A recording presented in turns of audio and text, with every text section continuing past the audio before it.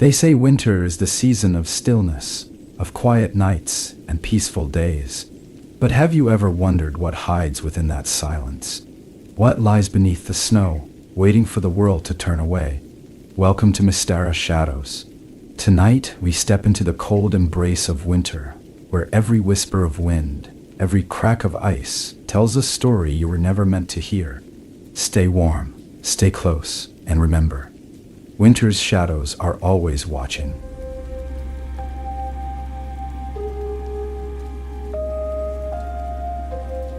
There are places in this world where the cold doesn't just bite, it consumes. It seeps into your bones, gnaws at your resolve, and whispers promises of comfort if you just stop fighting. I never believed that until I found myself stranded in that frozen abyss, the storm howling like a beast hungry for warmth. Looking back, I wonder if it had been waiting for me all along, luring me off course with the kind of subtlety that only fate, or something far worse, could orchestrate. I remember the snow coming down in waves, so thick and unrelenting that it swallowed the road whole. The wipers on my car were useless against the onslaught. Every curve, every turn, was a gamble. My hands gripped the steering wheel so tightly I could feel the ache radiating up my arms. The GPS had long since failed me, the screen blank except for the taunting message. No signal. I should have stopped, waited out the storm. But the thought of sitting there, isolated and vulnerable, felt more suffocating than the blizzard itself. So, I kept going, praying for some kind of salvation, a gas station, a motel, even a passing car. But the road remained empty, a winding ribbon of despair stretching endlessly into the white void. And then it happened. The engine sputtered, coughed, and finally gave out, leaving me alone in the deafening silence of the storm. I sat there for a moment, watching the breath escape my lips in ghostly plumes, my mind racing through futile solutions. Call for help? No signal. Wait for rescue. In this weather, no one would find me before the cold did. My pulse quickened, a frantic rhythm in sync with the wind pounding against the car. That's when I saw it. A faint glow, barely perceptible through the swirling snow. It flickered like a distant flame, and in that moment, it might as well have been a lighthouse calling a lost sailor to shore. Desperation makes fools of us all. I grabbed my coat, shoved open the car door, and stepped into the storm. The cold hit me like a wall, sharp and unrelenting. Each step was a battle, the snow swallowing my boots and clinging to my legs. The glow grew brighter as I trudged forward, my breath coming in ragged gasps. It wasn't until I was nearly upon it that I realized what it was. A lodge, its windows casting an amber light onto the pristine snow. Relief washed over me, though it was tinged with a disquiet I couldn't quite place. The lodge shouldn't have been there. It wasn't on any map, and the road I'd been driving wasn't exactly the kind that led to tourist destinations. But logic took a back seat to survival, and I pushed forward, hoping, praying, that someone inside could help. The door creaked ominously as I stepped inside, the sound echoing through the cavernous space. The warmth was immediate, almost stifling, a stark contrast to the bitter cold outside. I closed the door behind me, sealing out the storm, and took in my surroundings. The lodge was old, ancient even, the kind of place that seemed untouched by time, its wooden beams and stone hearth bearing the weight of countless winters. A fire roared in the fireplace, casting dancing shadows on the walls. At first glance, it seemed welcoming, but the longer I stood there, the more I noticed the cracks in its facade. The furniture was mismatched, the kind you'd find at a dozen different yard sales. The walls were adorned with strange carvings, symbols etched into the wood that seemed to shimmer in the firelight. They made my skin crawl, though I couldn't explain why. No one came to greet me. No voices called out. The silence was oppressive, broken only by the crackle of the fire and the distant howl of the wind outside. I called out, a single, tentative hello, but my voice sounded foreign, swallowed by the vastness of the space. Still, there were signs of life. A half-empty glass of water on a table, a coat draped over a chair, boots lined up neatly by the door. Someone had been here recently. Maybe they were still here. The thought brought a mix of relief and unease. I wasn't alone, but who or what was I sharing this place with? I ventured deeper into the lodge, my boots echoing on the wooden floor. The air grew heavier with each step, a palpable weight pressing down on my chest. The carvings on the walls became more intricate, their designs more unsettling. They weren't just random symbols. They felt deliberate, almost alive. My fingers itched to trace them, but something deep inside screamed at me to keep my distance. I glanced over my shoulder more than once, convinced I wasn't alone, though every time I turned, I found only emptiness. And then I heard it. A sound so faint I might have imagined it, a whisper, barely audible, coming from somewhere beyond the firelight. My heart leapt into my throat as I strained to listen, but the whisper faded, swallowed by the crackling flames. I shook my head, chalking it up to exhaustion and nerves. The storm, the cold, the isolation, it was all getting to me. That's what I told myself anyway. I found a room that seemed safe enough, safe being a relative term. The bed was ancient, its mattress lumpy and covered with a threadbare quilt. But it was better than the alternative, freezing to death in my car. I locked the door, though the act felt futile. Whatever unease I felt wasn't coming from outside. It was here, in this lodge, in the walls themselves. Still, exhaustion won out, and I collapsed onto the bed, the weight of the day dragging me into a restless sleep. The whispers returned that night, louder this time, though still incomprehensible.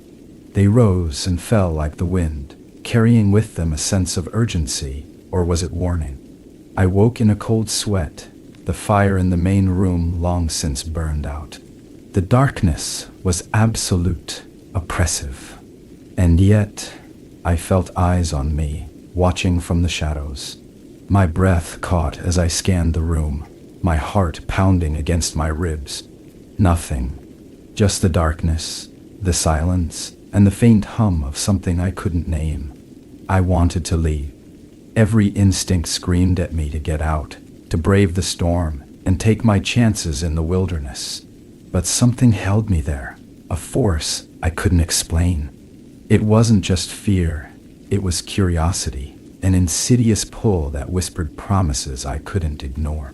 So, I stayed, even as the lodge seemed to close in around me, its ancient walls whispering secrets I wasn't sure I wanted to hear. The morning came, though it was hard to tell. The storm outside hadn't let up. The snow pressed against the windows in thick, suffocating layers, dulling any trace of natural light. The fire in the main room had gone cold, and the air inside the lodge felt even heavier than before. It wasn't just the kind of cold that prickled your skin or numbed your fingers. It was a weight that pressed against your chest, gnawed at your thoughts, and made you second-guess every decision you'd ever made. I couldn't tell if I was shivering from the cold or something deeper, something rooted in the marrow of my bones. I stood hesitating at the door to the room I'd slept in. My hand hovered over the doorknob, the faint memory of the whispers from the night before lingering like a bad taste in my mouth. I told myself it was nothing, just the wind, or maybe even my mind playing tricks on me. But no matter how hard I tried to convince myself, the pit in my stomach refused to ease. Still, I opened the door. What else was I supposed to do? Sit in that room and wait for the storm to pass, or worse, for whatever was lurking in this place to find me first. The lodge felt different in the daylight, or what passed for daylight under the gray shroud of the storm. The firelight from the previous night had masked much of the lodge's unsettling details, but now they stood in sharp relief. The carvings on the walls were more intricate than I'd realized, their patterns almost hypnotic. Some of the symbols twisted in ways that didn't feel natural, like they'd been etched by something that didn't understand the limitations of human anatomy. Others seemed to depict scenes, if you could call them that. Swirling shapes, distorted figures, all frozen in postures that seemed to convey anguish or desperation. I wanted to look away, but I couldn't. My eyes traced every groove, every jagged line, like they were trying to tell me something. Something I didn't want to hear. I wandered through the lodge, my footsteps echoing in the stillness. The air felt wrong, too heavy for a place that was supposed to be empty. I told myself it was just the isolation getting to me, that my mind was filling the silence with imagined threats. But deep down, I knew better. I wasn't alone. I couldn't shake the feeling that something was watching me, just out of sight, waiting for the right moment to make itself known. In the corner of the main room, partially obscured by a toppled chair, I noticed a trapdoor I hadn't seen before. It was small, its edges worn and splintered, as if someone or something had clawed at it repeatedly over the years. A strange draft seeped through the cracks, carrying with it a faint metallic smell that turned my stomach. Every instinct I had screamed at me to leave it alone, to turn around and pretend I hadn't seen it. But I couldn't. The same pull that had kept me in the lodge in the first place now drew me toward the trapdoor, like an invisible hand guiding my movements. The hinges groaned as I pulled it open, the sound cutting through the oppressive silence like a scream. Beneath the door was a narrow staircase, descending into darkness so absolute it seemed to swallow the light entirely. A cold, damp air wafted up from below, carrying with it a whisper so faint I couldn't be sure if I'd actually heard it or if my mind was playing tricks on me again.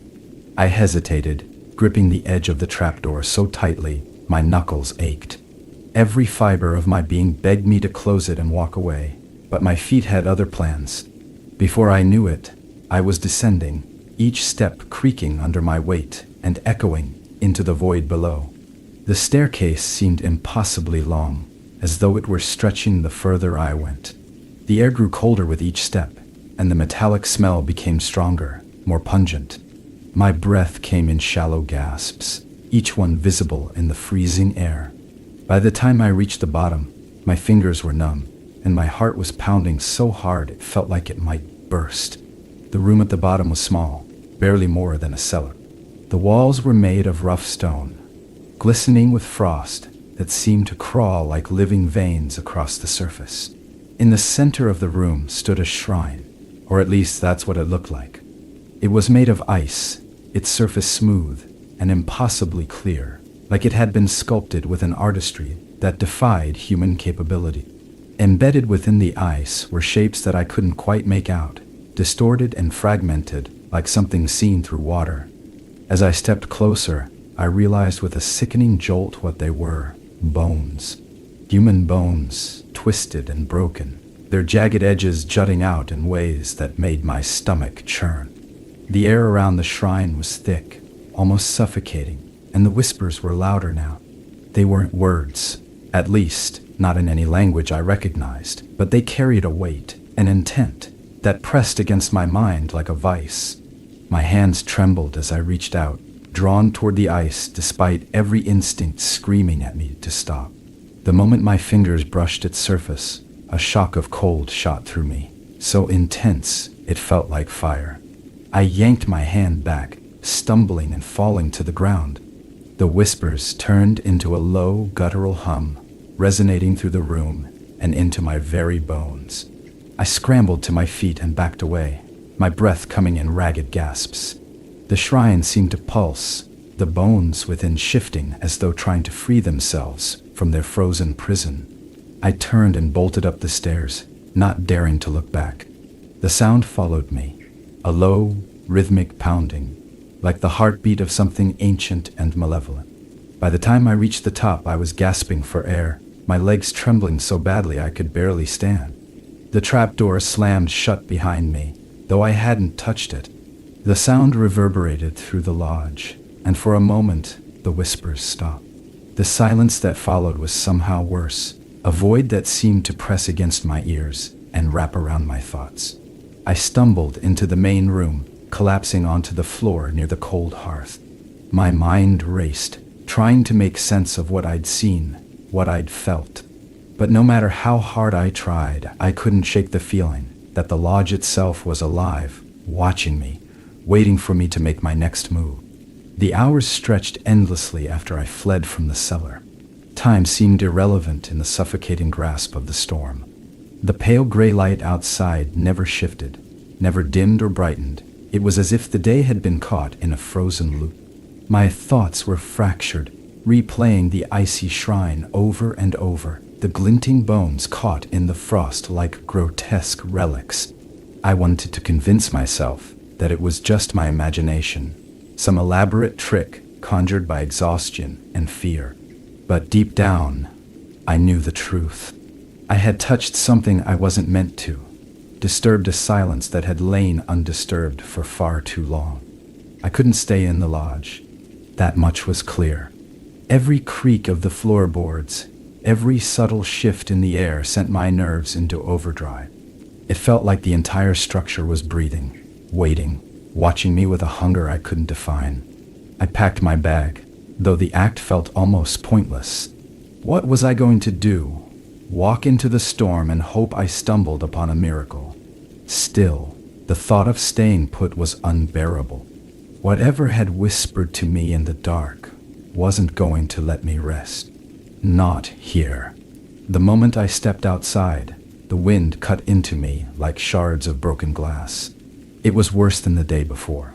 Angrier, colder, the kind of storm that made every step feel like a fight for survival. The snow reached past my knees now, making movement sluggish and exhausting. My breath came in shallow bursts, the air freezing my lungs with each gasp. But I couldn't go back. I wouldn't.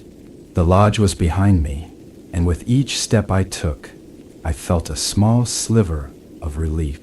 As long as I kept moving, I thought, I could outrun whatever it was that had clawed its way into my thoughts.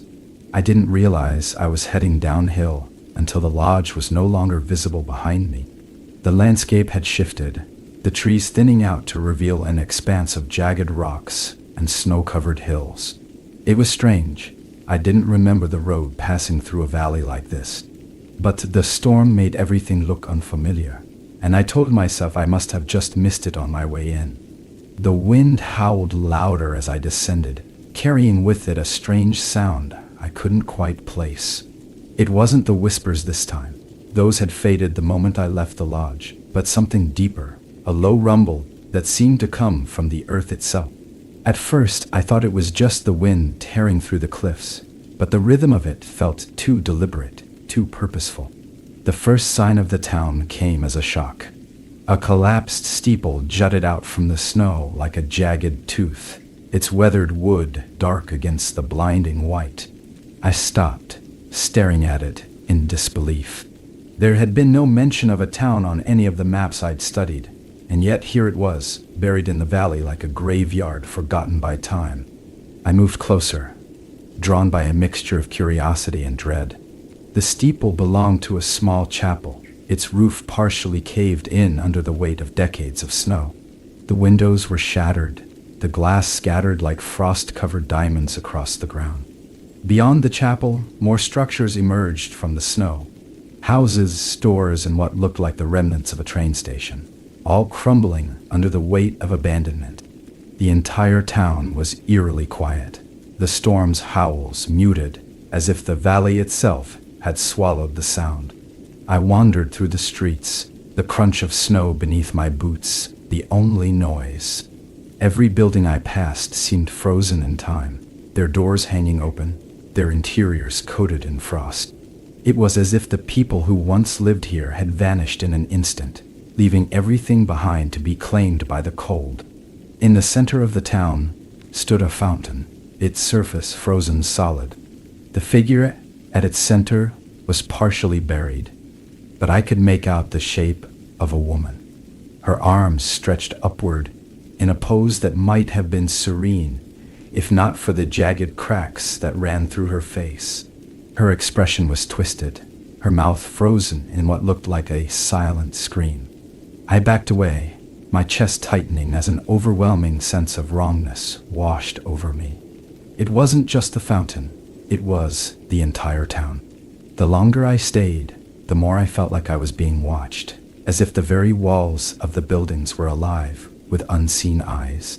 My wandering led me to what must have been the town's library. Its facade was half collapsed, the wooden sign above the door hanging by a single rusted chain. Inside, the air was colder than it had been outside, a biting chill that seemed to sink straight into my bones. The shelves were lined with books coated in frost, their spines cracked and faded. I ran my fingers along one, the leather disintegrating at my touch.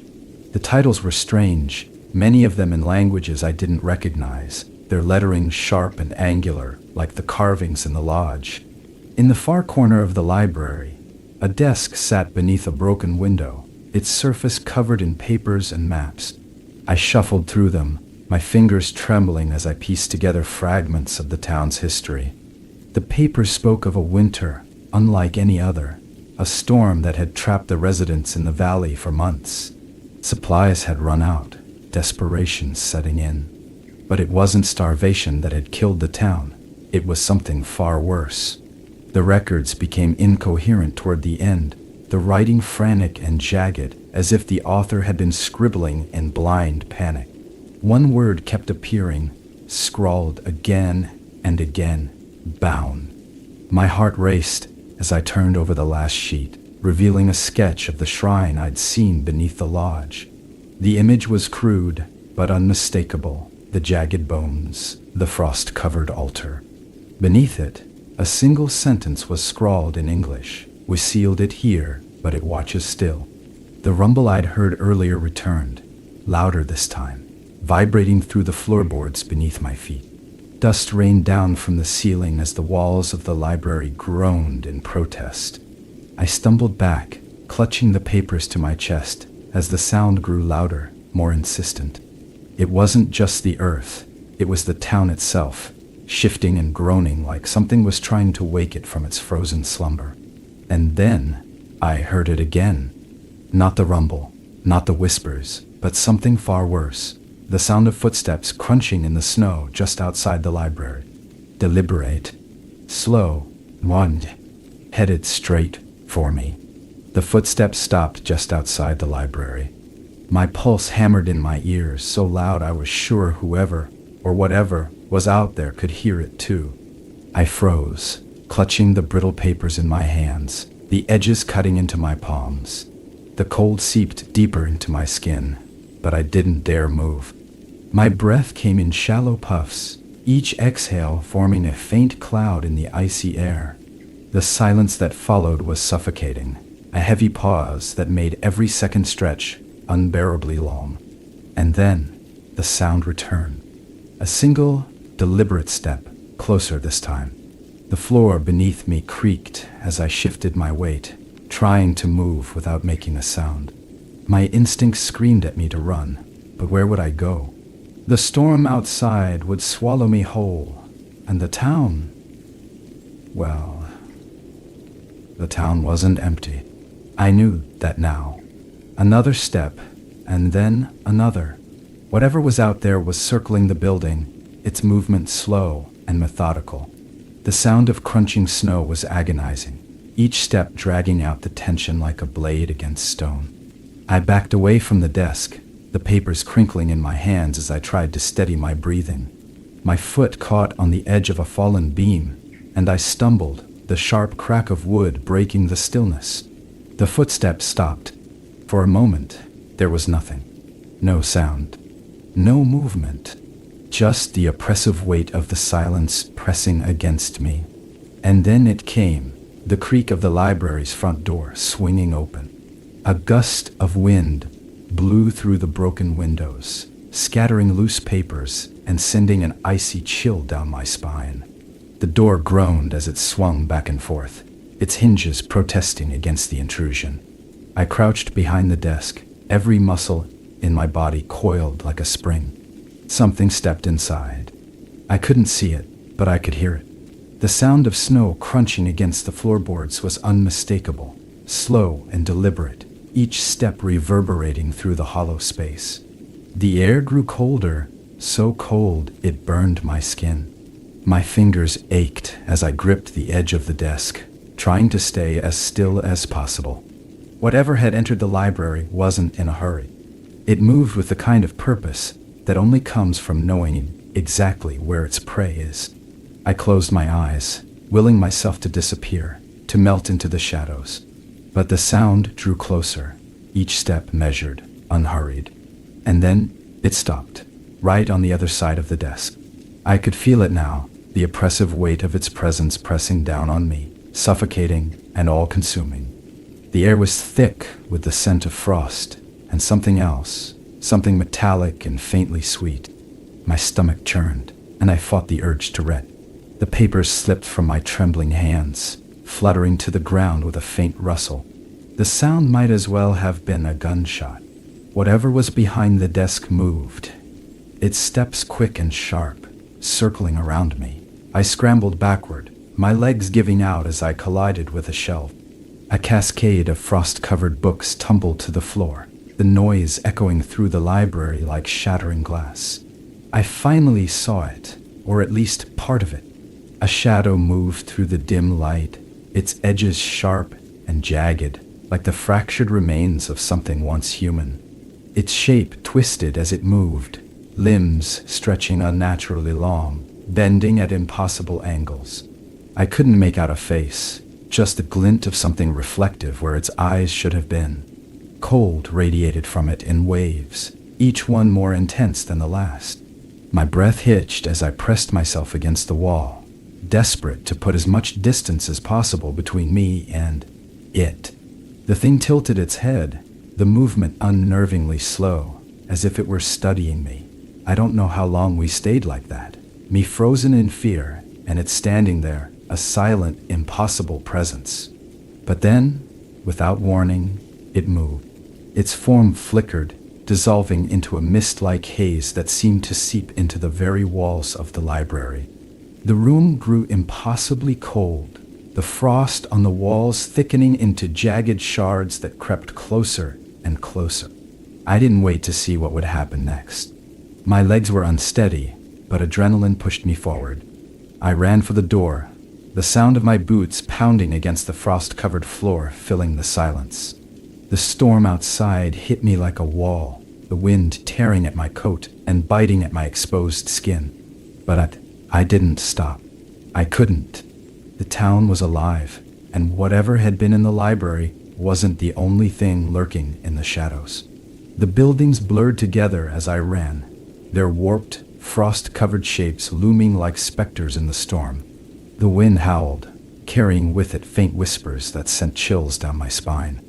I wasn't sure if they were coming from the storm or from inside my own head, but they were getting louder, more insistent. My breath came in ragged gasps as I stumbled through the snow, my legs screaming in protest. I didn't realize I'd reached the edge of the town until I saw the trees. Tall, skeletal shapes coated in ice, their branches reaching out like claws. The forest offered no comfort, but it was better than staying in the open. I plunged into the trees, the snow crunching beneath my boots as I pushed forward. The whispers followed me, growing louder with each step, a cacophony of voices that seemed to come from everywhere and nowhere at once. My vision blurred as the cold sapped the last of my strength. I didn't know how far I'd gone or how long I'd been running, but the forest finally gave way to a clearing. In the center stood another structure, smaller than the lodge but no less ominous. Its walls were coated in ice, the roof sagging under the weight of the snow. I hesitated, my body screaming for rest, even as my instincts warned me to stay away. The whispers grew louder, the storm pressing in around me like a living thing. I had no choice. Whatever was out there wasn't going to let me go, and the structure was the only place to hide. With one last burst of strength, I stumbled toward the door, the shadows of the forest closing in behind me. The door creaked as I pushed it open, the sound slicing through the storm like a jagged blade. Inside, the air was frigid, carrying the same suffocating weight I'd felt in the lodge, but stronger. The small structure was barely more than a single room, its walls coated in a thick layer of frost that shimmered faintly in the dim light, filtering through cracks in the roof. The floorboards groaned under my weight as I stepped inside, each creak echoing like a warning. The room was barren, save for a single object in the center, a pedestal carved from blackened wood, its surface cracked and splintered. Resting atop it was a jagged piece of ice, its edges sharp and glistening, as though it had been carved with the same unnatural precision as the shrine beneath the lodge. The moment I laid eyes on it, my chest tightened, and an overwhelming sense of dread washed over me. This was it. I didn't know how I knew, but I did. This was the source, the heart of whatever had consumed the lodge, the town, and everything else in its frozen grasp. I approached cautiously, each step feeling heavier than the last. The whispers that had followed me into the forest were louder now, swirling around me like a storm of voices just out of reach. They weren't words, at least not ones I could understand, but they carried a weight, an intent, that pressed against my mind like an iron vice. My breath fogged the air as I reached the pedestal, my fingers trembling as I reached out toward the jagged ice. The moment my skin brushed its surface, a shock of cold shot through me, so intense it felt like fire. My vision blurred, and the room around me seemed to twist and warp, the walls folding in on themselves like a collapsing tunnel. I tried to pull away, but I couldn't. My hand was frozen to the ice, my fingers locked in place as the whispers surged, their intensity overwhelming. Images flooded my mind, visions of the town before it had been buried in snow, its streets alive with people. But something was wrong. The people's faces were twisted in expressions of fear and despair, their eyes hollow as they looked to the sky. I saw the storm rolling in, impossibly fast, its winds carrying a shadow that consumed everything in its path. The townspeople fled, their screams echoing in my ears as the shadow engulfed them, freezing them where they stood. And then I saw the shrine, the same one I'd found beneath the lodge, rising from the ground like a grotesque monument to their suffering. The ice wasn't just a prison, it was alive, feeding on the fear and despair of those trapped within. The visions shifted, and I saw myself, standing in the same room, my hand frozen to the jagged ice. The whispers grew louder, forming words that I could finally understand. "You cannot leave." I yanked my hand away, the force of it sending me stumbling backward. My palm was raw and blistered, the skin red and cracked from the cold. The whispers didn't stop. If anything, they were louder now, filling the room with a deafening cacophony that made it impossible to think. The shadows in the corners of the room began to move, coalescing into shapes that were almost human but not quite. Their limbs were too long, their movements too fluid, like they were made of smoke and ice. They advanced slowly, their reflective eyes fixed on me. I scrambled to my feet, my heart pounding as I backed away from the pedestal. The figures didn't stop. They moved with the same deliberate purpose as the thing in the library, their presence filling the room with an oppressive cold that made it hard to breathe. I knew I couldn't outrun them. There was only one thing I could do. The pedestal, the jagged ice. The whispers had told me I couldn't leave, but they hadn't said why. My gaze shifted to the ice, its surface shimmering as though it were alive. If the ice was the source of this nightmare, maybe I could destroy it. Maybe that would be enough to end this, to break whatever hold the shadows had over this place. Or maybe it would unleash something even worse. Either way, I didn't have a choice. I grabbed a chunk of wood from the floor, its edges splintered and sharp. My hands shook as I raised it above my head, the whispers surging in protest.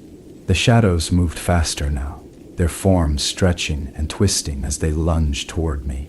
I brought the wood down with all my strength, smashing it into the ice. The sound was deafening.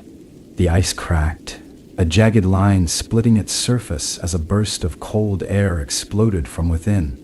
The shadows shrieked, their forms dissolving into wisps of smoke that were sucked toward the pedestal. I struck again, the wood splintering in my hands as the ice shattered further. The room trembled, the walls groaning as the frost began to melt, dripping down in rivulets that hissed as they hit the floor. I didn't stop. I couldn't. Each strike sent another shockwave through the room, the whispers growing fainter with every blow.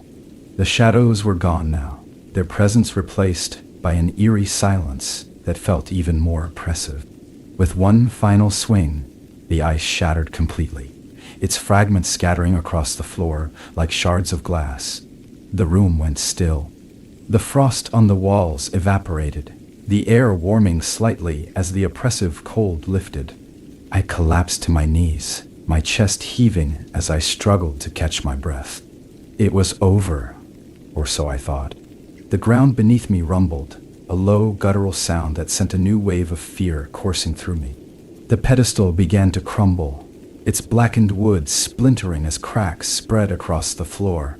The storm outside roared louder, the wind howling as the ground beneath the structure gave way. I barely had time to react as the floor collapsed, sending me plunging into darkness. I hit the ground hard, the impact knocking the wind out of me. I was back in the cellar beneath the lodge, or what was left of it. The shrine was gone, replaced by a gaping hole that seemed to stretch endlessly into the earth. A faint light glowed from within, pulsing like a heartbeat. The whispers were gone, replaced by a single resonant voice that echoed in my mind. You are free, but it is not finished. I didn't wait to find out what that meant. I climbed out of the cellar, my body screaming in protest with every movement. The lodge was gone, consumed by the storm, but the sky above had cleared. The snow was still deep, but the oppressive cold had lifted, replaced by a faint warmth that gave me hope. I stumbled through the forest, my legs unsteady but determined. I didn't know where I was going, but I knew one thing for certain. Whatever had been bound in that shrine wasn't just watching anymore. It was awake, and it was coming.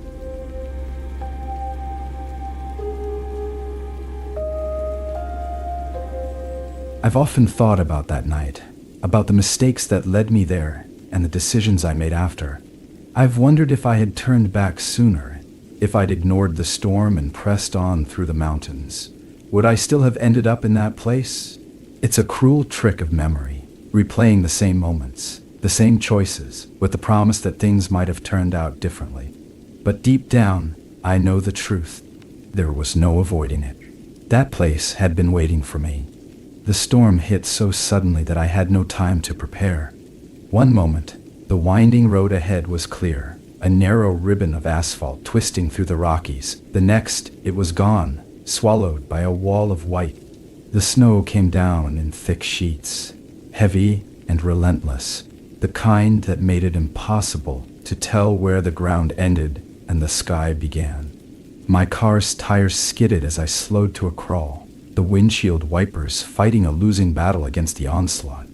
The headlights barely cut through the darkness, their beams bouncing back off the snow like they were mocking me.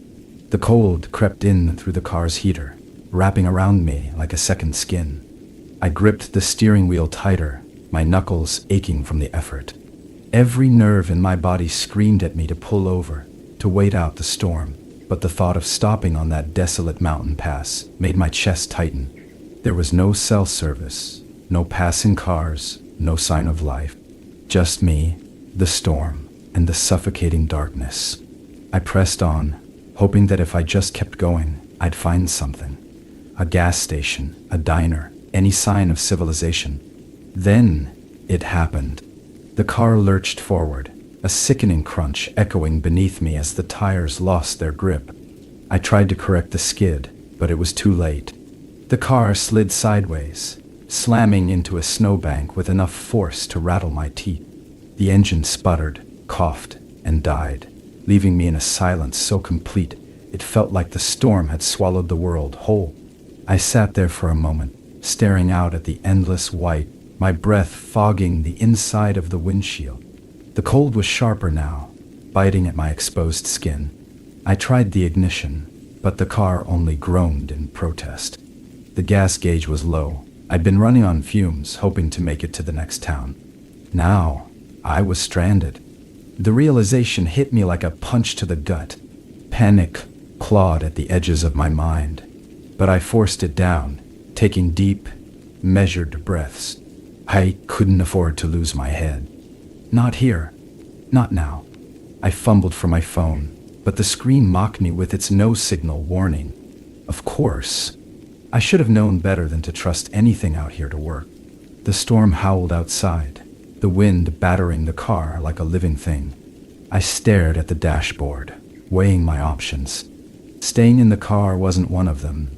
Not with the temperature plummeting and no way to call for help. I'd have to leave, to brave the storm and hope I could find shelter before the cold claimed me. I grabbed my coat and gloves, pulling them on with shaking hand. The moment I opened the door, the wind hit me with a force that stole my breath. Snow swirled around me, stinging my skin and filling my boots as I stepped out. The car's faint warmth faded instantly, leaving me exposed to the storm's fury. I shielded my face with my arm, squinting against the blinding white as I trudged forward. I didn't know where I was going. There was no road to follow, no signs to guide me. Just endless snow and the faint hope that somewhere, out there, was salvation. The minutes stretched into hours as I stumbled through the storm, the cold gnawing at my fingers and toes, despite the layers of clothing. My breath came in shallow gasps, each exhale forming a cloud that was quickly torn away by the wind. My legs ached, and my vision blurred as exhaustion set in. The storm seemed to mock me, its icy fingers clawing at my face and dragging me deeper into its embrace. I was lost, and I knew it. But stopping wasn't an option. Not yet. Then, through the swirling snow, I saw it, a faint glimmer of light. My heart leapt, a surge of hope cutting through the despair. It was distant, barely visible, but it was there, a beacon in the darkness. I staggered toward it, the promise of warmth and safety driving me forward. As I drew closer, the light grew brighter, revealing the outline of a structure half buried in snow. It wasn't a house or a cabin, as I'd hoped. It was something far stranger. A steel hatch, its edges rimed with frost, stood out starkly against the whiteness, its surface slick with ice. The light came from a single bulb above the hatch, flickering like it was struggling against the storm. I hesitated, my breath catching in my throat. There was something wrong about it, something that made the hairs on the back of my neck stand on end. The hatch didn't belong here. It felt out of place, like it had been dropped into the landscape by something that didn't understand the natural order of things. But the storm was relentless, and my body was screaming for warmth, for shelter. I didn't have a choice. The hatch was heavier than I expected, its hinges groaning as I forced it open. A blast of warm air hit me as I descended into the darkness, the metal rungs of the ladder slick with frost. The hatch slammed shut above me, cutting off the storm's howling winds and plunging me into silence. My boots hit the ground, and I straightened, blinking as my eyes adjusted to the dim light. The space below was cold, damp, and industrial, with walls of steel and concrete. A faint mechanical hum filled the air, vibrating through the floor beneath me. The corridor stretched ahead, its walls lined with pipes that dripped condensation onto the floor. The light came from flickering fluorescent bulbs overhead, their sickly glow casting long shadows that seemed to shift when I wasn't looking. I took a hesitant step forward, the sound of my boots echoing in the silence. The air was heavy, oppressive, carrying a faint metallic tang that made my stomach churn. I had the distinct feeling that I wasn't supposed to be here, that I had crossed into a place that was never meant to be found. The walls felt alive, almost breathing, and the faint hum seemed to pulse in time with my racing heartbeat. At the end of the corridor, a steel door loomed, its surface scarred with deep scratches that couldn't have been made by any tool I knew of. My fingers trembled as I reached for the handle, my breath hitching in my throat. Whatever lay beyond that door, I knew it wasn't going to be anything I could understand or escape. But I opened it anyway. The steel door groaned as it swung open, its hinges shrieking like something alive and wounded. The sound echoed through the corridor, reverberating in the oppressive silence. Beyond it, the air felt heavier, almost suffocating, and carried a cold that was somehow sharper than the freezing storm above. I hesitated at the threshold, staring into the darkness beyond, where faint outlines of machinery and equipment loomed like ghosts. A dim, flickering light hung from the ceiling, casting erratic shadows that danced and shifted with a life of their own. Every instinct I had screamed at me to turn back, but there was nowhere else to go. Nowhere safe. Nowhere warm. I stepped through. The room beyond was massive, its size exaggerated by the dimness. Rows of desks and consoles stood coated in frost, their surfaces covered with papers and charts frozen into brittle, unreadable shapes. Strange machines lined the walls, metal beasts bristling with wires, tubes, and glass cylinders. The air was thick with the scent of oil and decay, mingled with that same metallic tang I'd noticed earlier. Whatever this place had once been, it had been abandoned for a long time. I moved cautiously between the desks, my footsteps echoing in the cavernous space. The frost crunched underfoot, brittle and sharp like shattered glass. A strange pressure built in my chest, like the weight of the room itself was pressing against me. My breath fogged the air, dissipating into the dimness as I made my way to the far side of the room, where a cluster of monitors stood encased in ice. Their screens were dark, the glass cracked and warped from years of neglect. And then I saw it, something that shouldn't have been there. A single screen flickered to life, its glow faint but unmistakable. Static filled the monitor, rippling and shifting like a living thing. I froze, my heart hammering in my chest as I stared at it, half expecting the distorted image to solidify into something terrible. But it didn't. The static remained, a shapeless, chaotic mass that hummed faintly, a low, rhythmic sound that seemed to match the pulsing of the lights above. The hairs on the back of my neck stood on end. I wasn't alone. I turned slowly, my breath catching in my throat as my eyes scanned the room. Shadows danced along the walls, long and angular, their movements disconnected from the flickering lights. They stretched and twisted, elongating in ways that defied logic. I felt their presence more than I saw it, an oppressive, suffocating weight that pressed against my thoughts, filling my mind with a low hum that grew louder with every passing second. I stumbled backward, my hands groping for something to steady myself. My fingers found the edge of a desk, and I clung to it, my knuckles white as I tried to regain control of my breathing. The shadows didn't move closer, but they didn't retreat either. They lingered at the edges of the room, shifting and writhing like something alive but unseen. And then the whispers started. Faint at first, like the rustling of wind through leaves, but growing steadily louder. They weren't words, at least, not ones I could understand, but their cadence was unmistakable.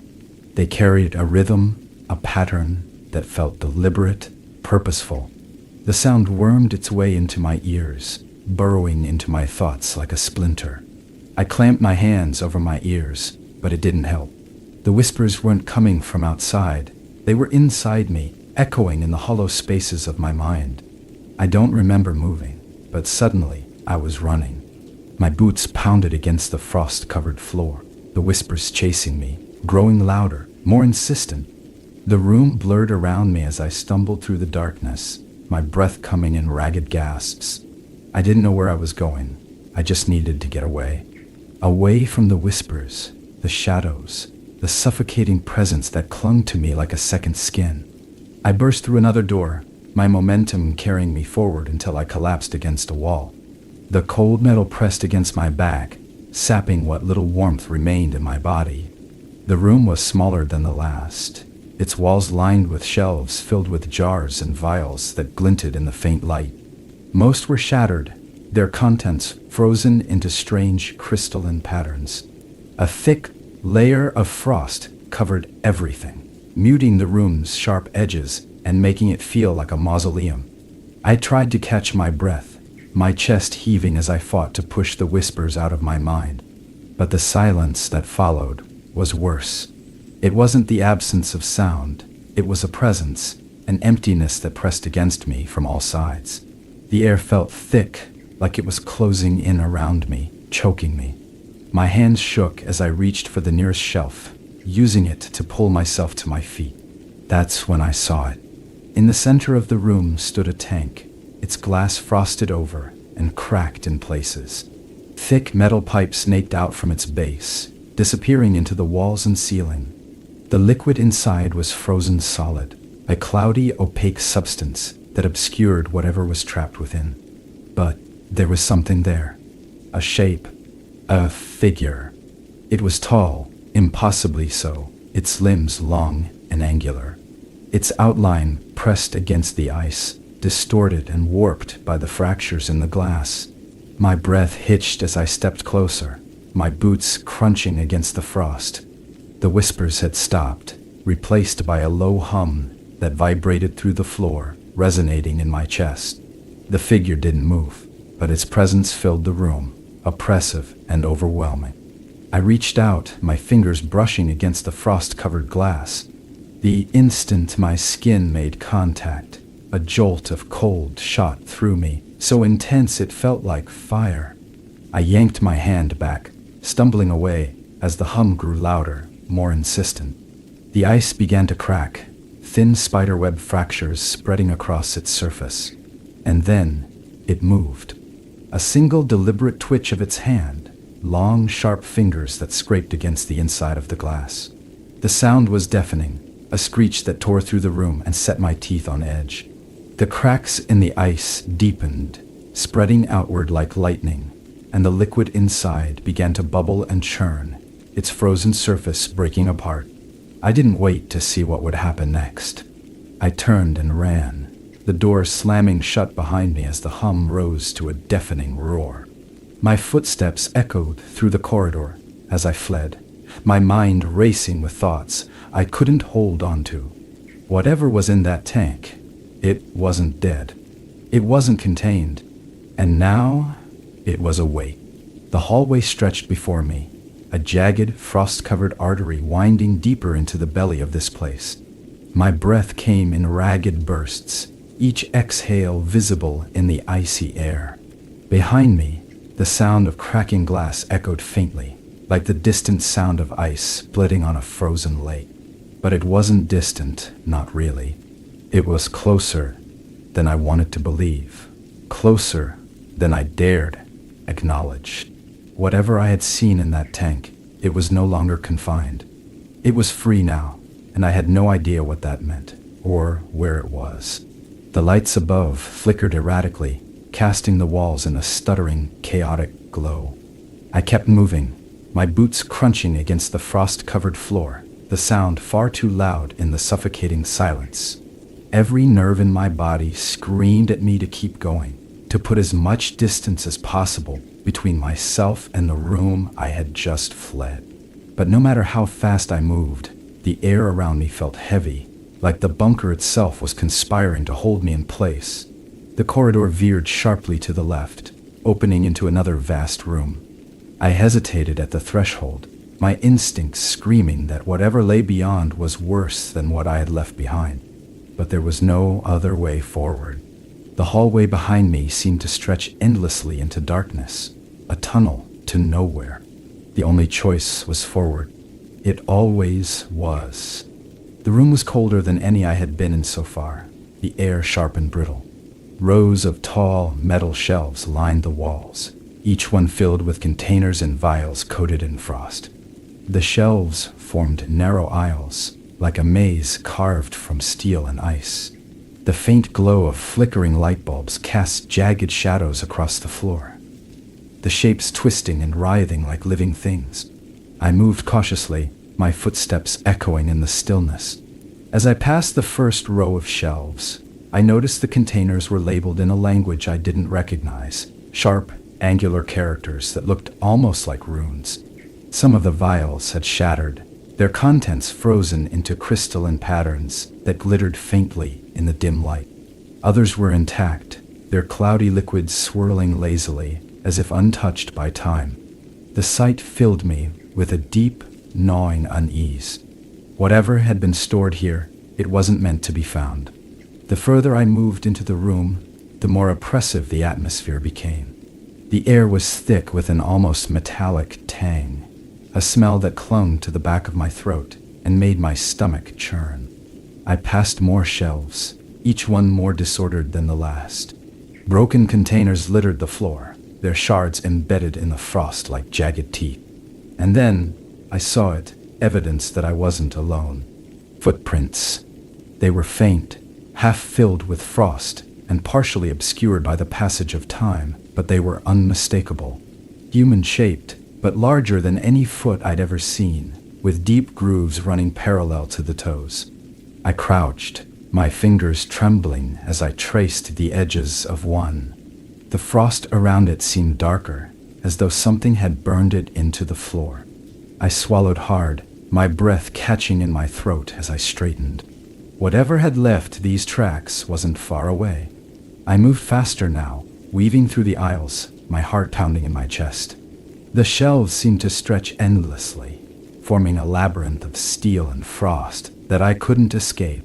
Every time I thought I saw the end, another row appeared, the space folding in on itself like some twisted, living thing. The lights flickered overhead, and for a brief moment, the room was plunged into darkness. When the light returned, I saw movement just at the edge of my vision. I spun around, my pulse hammering in my ears. The air seemed to ripple, like heat rising from asphalt, but it wasn't heat, it was cold. A deep, unnatural cold that made the frost on the shelves thicken and crack. The shadows on the walls shifted, their shapes stretching and twisting, forming jagged outlines that flickered and disappeared. My breath came in shallow gasps as I backed away, my boots slipping on the ice-slick floor. And then I heard it. A sound unlike anything I'd ever heard before, low and guttural, like the rumble of an avalanche deep beneath the earth. It wasn't coming from one direction. It was everywhere, reverberating through the walls and the floor, shaking the shelves and sending shards of frost cascading to the ground. I froze, my entire body paralyzed by the sound, by the sheer weight of it pressing against my mind. The rumble grew louder, rising into a deafening crescendo that made my teeth ache and my vision blur. The shelves around me groaned and shifted, their metal frames buckling under the strain. Containers shattered, their frozen contents spilling out in bursts of steam that hissed and writhed like living things. I turned and ran, my boots slipping and skidding as I navigated the collapsing maze. The sound followed me, growing louder, more insistent, until it was all I could hear. I stumbled into a narrow corridor, the walls closing in around me like a vice. The air was thinner here, colder, each breath a struggle against the frost that clung to my lungs. My vision blurred as I moved forward, the corridor bending and twisting in unnatural ways. It felt alive, like the walls were breathing, shifting, guiding me towards something I didn't want to find. At the end of the corridor was another door, smaller and more worn than the others. Its surface was covered in scratches, deep gouges that looked like they'd been made by claws, or something worse. My hand trembled as I reached for the handle, my fingers numb against the frozen metal. The sound behind me was deafening now, a cacophony of roars and whispers that pressed against my mind, threatening to consume me. I pushed the door open and stepped inside, my breath hitching as I saw what lay beyond. The room was vast, its walls lined with machinery that pulsed with a faint, sickly glow. At its center was a pit, a gaping hole in the floor that descended into darkness so deep it felt like it could swallow the world. The air around it was alive, rippling and writhing with a cold that felt almost sentient. And then, from the depths of the pit, something began to rise. The darkness in the pit churned like a living thing, its surface rippling as though something massive was stirring beneath it. The air grew colder with each passing second, the frost creeping further up the walls, spreading in jagged crystalline veins. I stood frozen at the edge, my breath shallow and uneven, as I watched the shadows within begin to take shape. At first, it was subtle, a vague, shifting mass that defied reason. Then, slowly, it began to emerge. A limb, long, skeletal, and twisted, rose from the depths, its surface glistening with frost and dripping with an oily black ichor. Another followed, then another, until the thing that clawed its way into view was no longer a thing, but a grotesque amalgamation of shapes and forms. It towered over the pit, its body a writhing mass of ice and shadow, shifting constantly as if it couldn't decide on a single shape. Its head, or what I assumed was its head, was featureless, a blank expanse of smooth, glimmering frost. But I felt its gaze on me, heavy and suffocating, like a weight pressing down on my chest. The shadows around it pulsed and writhed, their movements synchronized with the deep, resonant hum that filled the air. The sound wasn't just a noise. It was a presence, a force that wormed its way into my mind and made my thoughts splinter and fray. I wanted to run, to turn and flee into the corridor, but my legs wouldn't move. The thing shifted closer, its massive limbs dragging across the floor with a sound like ice cracking under pressure. The cold intensified, stabbing into my skin like needles and sinking into my bones. My breath caught in my throat as the thing loomed over me, its amorphous body blocking out the faint light from the machinery. The hum grew louder, more insistent, resonating through my body like a drumbeat. The frost on the walls spread further, reaching out toward me like fingers, and the air grew thin, each breath a battle against the suffocating chill. The shadows around the creature began to shift, breaking away from its body and slithering across the floor. They moved with a predatory grace, spreading out and surrounding me like a pack of wolves. And then, without warning, the thing spoke. It wasn't a voice in the traditional sense. The sound didn't come from its featureless head but from everywhere, and nowhere at once. It was a vibration, a deep guttural resonance that filled the room and rattled my teeth. The words, if they could be called that, weren't in any language I recognized, but their meaning was clear. It wasn't speaking to me. It was inside me, its presence forcing itself into the cracks of my mind and filling them with a cold, inescapable dread. I stumbled backward, my feet slipping on the frost-covered floor as I tried to put distance between myself and the thing. My back hit the wall, and I pressed myself against it, my heart pounding so hard it felt like it might burst. The creature shifted closer, its limbs dragging across the ground with a sound like nails on glass. The shadows around me grew darker, thicker, until they swallowed the faint glow of the machinery entirely. I wasn't sure when the whispers began. They were faint at first, a low murmur that barely registered over the hum of the creature. But they grew louder, more insistent, until they were all I could hear. They weren't coming from the creature. They were coming from the shadows. The words were indistinct, fragmented, but they carried an urgency that made my skin crawl. They weren't asking for help. They were warning me, begging me to leave, but there was nowhere to go. The shadows had closed in around me, and the creature was so close now, I could feel its presence pressing against my mind, probing and pulling at my thoughts like a surgeon with frozen hands. The cold was unbearable, sinking into my bones and making my limbs stiff and unresponsive. My vision blurred, and I felt the edges of consciousness begin to slip away. And then, something changed. The hum in the air shifted, rising in pitch until it was almost a scream. The shadows around the creature writhed violently, breaking away from its body and lashing out at the walls, the floor, and the machinery. The frost on the walls began to crack and splinter, the sound like glass shattering under immense pressure. The creature reared back, its amorphous body convulsing as though it were in pain.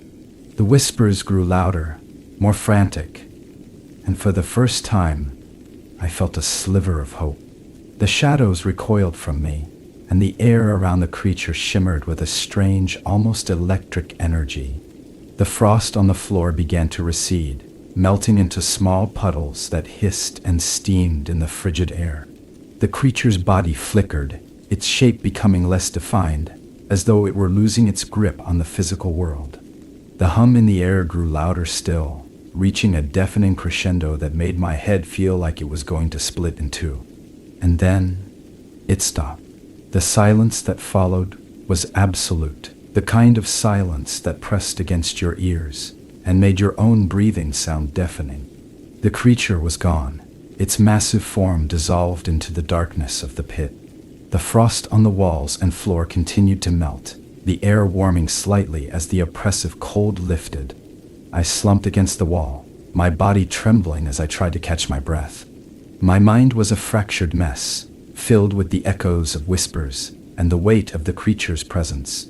I didn't know what had happened, or why the creature had retreated, but I wasn't going to wait around to find out. I forced myself to my feet, my legs weak and unsteady, and stumbled back toward the door. The shadows in the room were still, their once predatory movements reduced to faint flickers at the edges of my vision. But I could feel the pit behind me, its presence like an open wound in the fabric of reality, and I knew that whatever had risen from its depths wasn't gone. It was waiting, watching. I stepped into the corridor, the door slamming shut behind me with a sound that echoed through the bunker like a gunshot. The walls around me seemed to pulse faintly, the frost retreating as I moved further away from the room.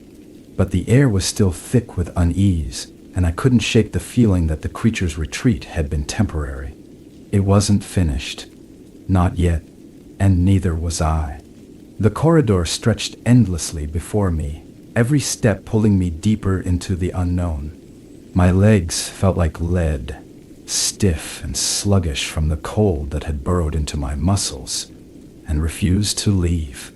The frost along the walls glistened faintly in the dim light, retreating but not vanishing completely, as though the bunker itself was reluctant to let go of the grip the creature had imposed on it. Every breath I took was shallow, labored, and visible in the frigid air, but I kept moving, the weight of what I'd left behind driving me forward. The bunker seemed different now, the corridors no longer twisting impossibly or folding back on themselves. They were still dark and foreboding, but there was a strange, almost deliberate organization to them now, as though the structure had shifted to guide me somewhere specific. It didn't feel like freedom. It felt like I was being herded. The air grew warmer as I moved, but not in any comforting way. It was damp and heavy, filled with the metallic tang of rust and something faintly sulfuric that clung to my throat. The walls, once coated in frost, now wept with condensation, the water pooling on the floor in slick puddles that made every step treacherous. The hum that had accompanied me since I first entered the bunker was quieter now, almost imperceptible, but it hadn't disappeared entirely. It lingered in the background, a constant reminder of the thing that had risen from the pit and the unseen forces that still surrounded me. I reached a junction where the corridor split into two paths. Both were identical, dark, narrow, and ominous, but one felt subtly wrong. The air was heavier on that side, the faint hum more pronounced, and the floor seemed to pulse faintly beneath my feet. I didn't need to think about it. I turned down the other path, choosing the lesser evil without hesitation. The corridor opened into a large room, and I stopped in my tracks, my breath catching in my throat. This space was different from the others I'd seen. It wasn't industrial or sterile like the rest of the bunker. It was ancient. The walls were carved from stone, their surfaces etched with symbols that glowed faintly in the dim light. The air was thick with moisture, the dampness clinging to my skin and filling my lungs with every breath. In the center of the room stood a massive structure, a monolith of black stone, its surface smooth and featureless except for the faint traces of frost that clung to its edges. I stepped closer, my boots splashing in the puddles that covered the floor. The monolith loomed over me, its presence oppressive, and inescapable. There was no hum here, no whispers, no sound at all. The silence was suffocating, pressing against my ears and making my own breathing sound deafening. I could feel the weight of the monolith pressing against my thoughts, filling my mind with a deep, instinctual dread that made my hands shake and my chest tighten. As I stood before it, something shifted in the air around me. It wasn't a sound or a movement, more like a change in the pressure, a subtle but undeniable shift that made the hairs on the back of my neck stand on end. The monolith began to glow faintly, its surface rippling like water. I stumbled backward, my heart pounding as the glow intensified, spreading across the stone like veins of molten light. And then it spoke, not in words, not in whispers, but in a deep, resonant vibration that I felt in my chest, my bones, my very soul. It wasn't a voice.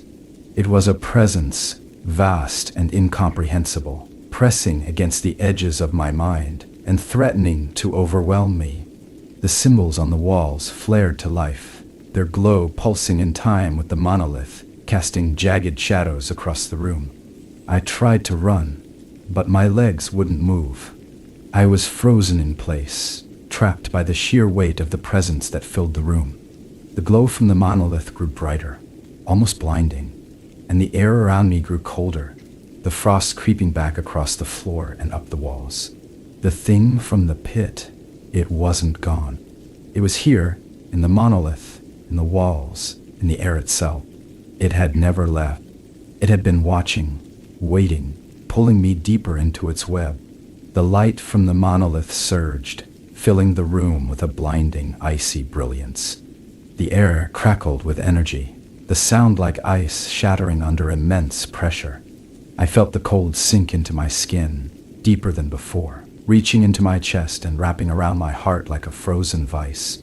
My vision blurred, and the edges of the room seemed to dissolve, replaced by a vast, infinite darkness that stretched out in all directions.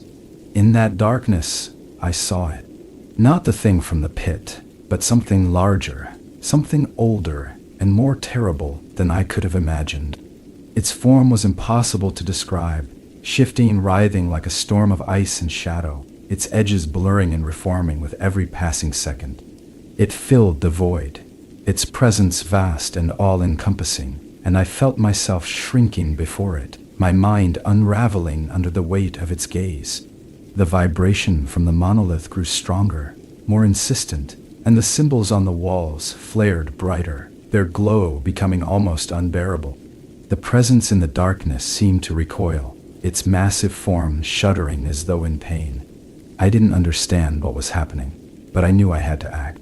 My hands moved without thinking, reaching for the symbols nearest to me, tracing their glowing lines with trembling fingers. The moment I touched them, the room exploded with light. The monolith cracked, its surface splitting open with a deafening roar, and the presence in the darkness let out a sound that wasn't a scream, but carried the weight of one. A deep, resonant cry that shook the walls and made the ground beneath me tremble. The frost on the walls melted in an instant, the water evaporating into steam that filled the room with a suffocating heat. And then it was gone. The light faded, the vibration ceased, and the room fell silent once more. The monolith was shattered, its remains scattered across the floor like shards of glass. The air was warm now, almost stifling, and the oppressive presence that had filled the room was gone. Gone. I sank to my knees, my body trembling with exhaustion and relief. I don't know how long I stayed there, staring at the remains of the monolith and the faintly glowing symbols on the walls.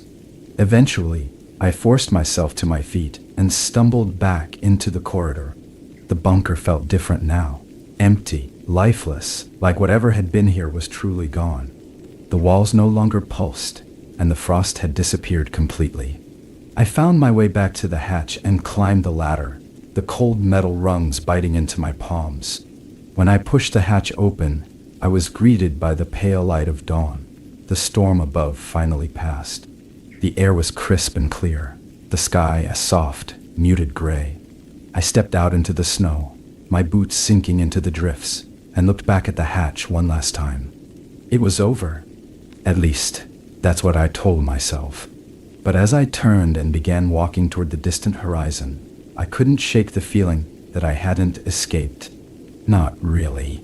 Something from that place had followed me, lingering at the edges of my thoughts, watching and waiting. And deep down, I knew that this was far from the end.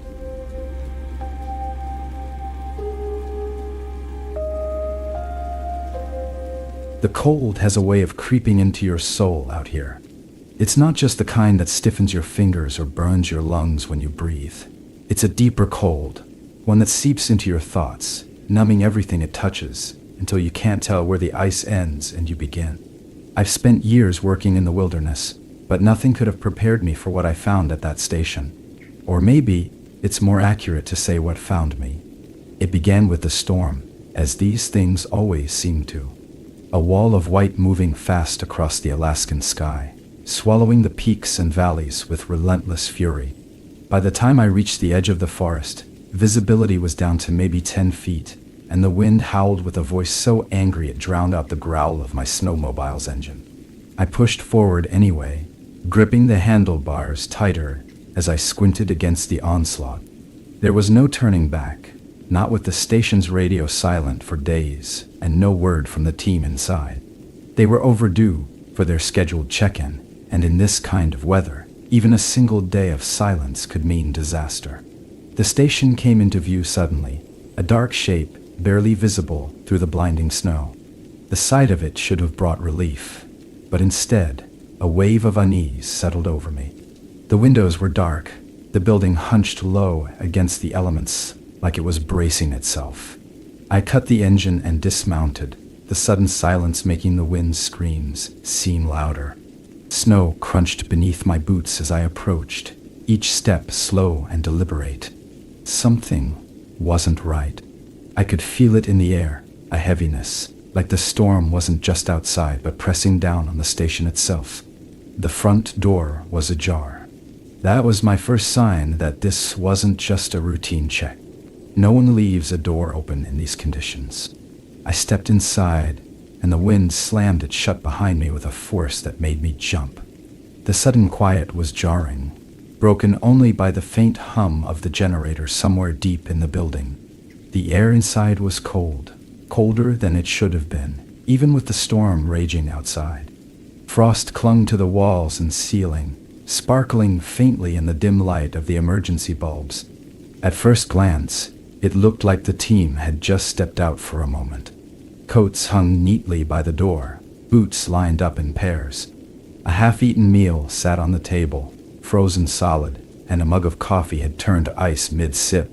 The chairs were pushed back, as though their occupants had left in a hurry, but there was no sign of struggle, no overturned furniture, no scattered papers. No scattered papers. Just an eerie stillness that made the hairs on the back of my neck stand up.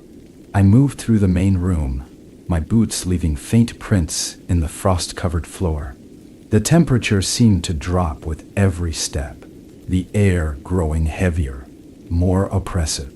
My flashlight swept across the walls, illuminating shelves lined with equipment and stacks of research notes. Everything was perfectly in place, yet it felt wrong, like the room was holding its breath, waiting for something. On the table near the far wall, I found a journal. Its pages were stiff with frost, the ink smudged in places but still legible.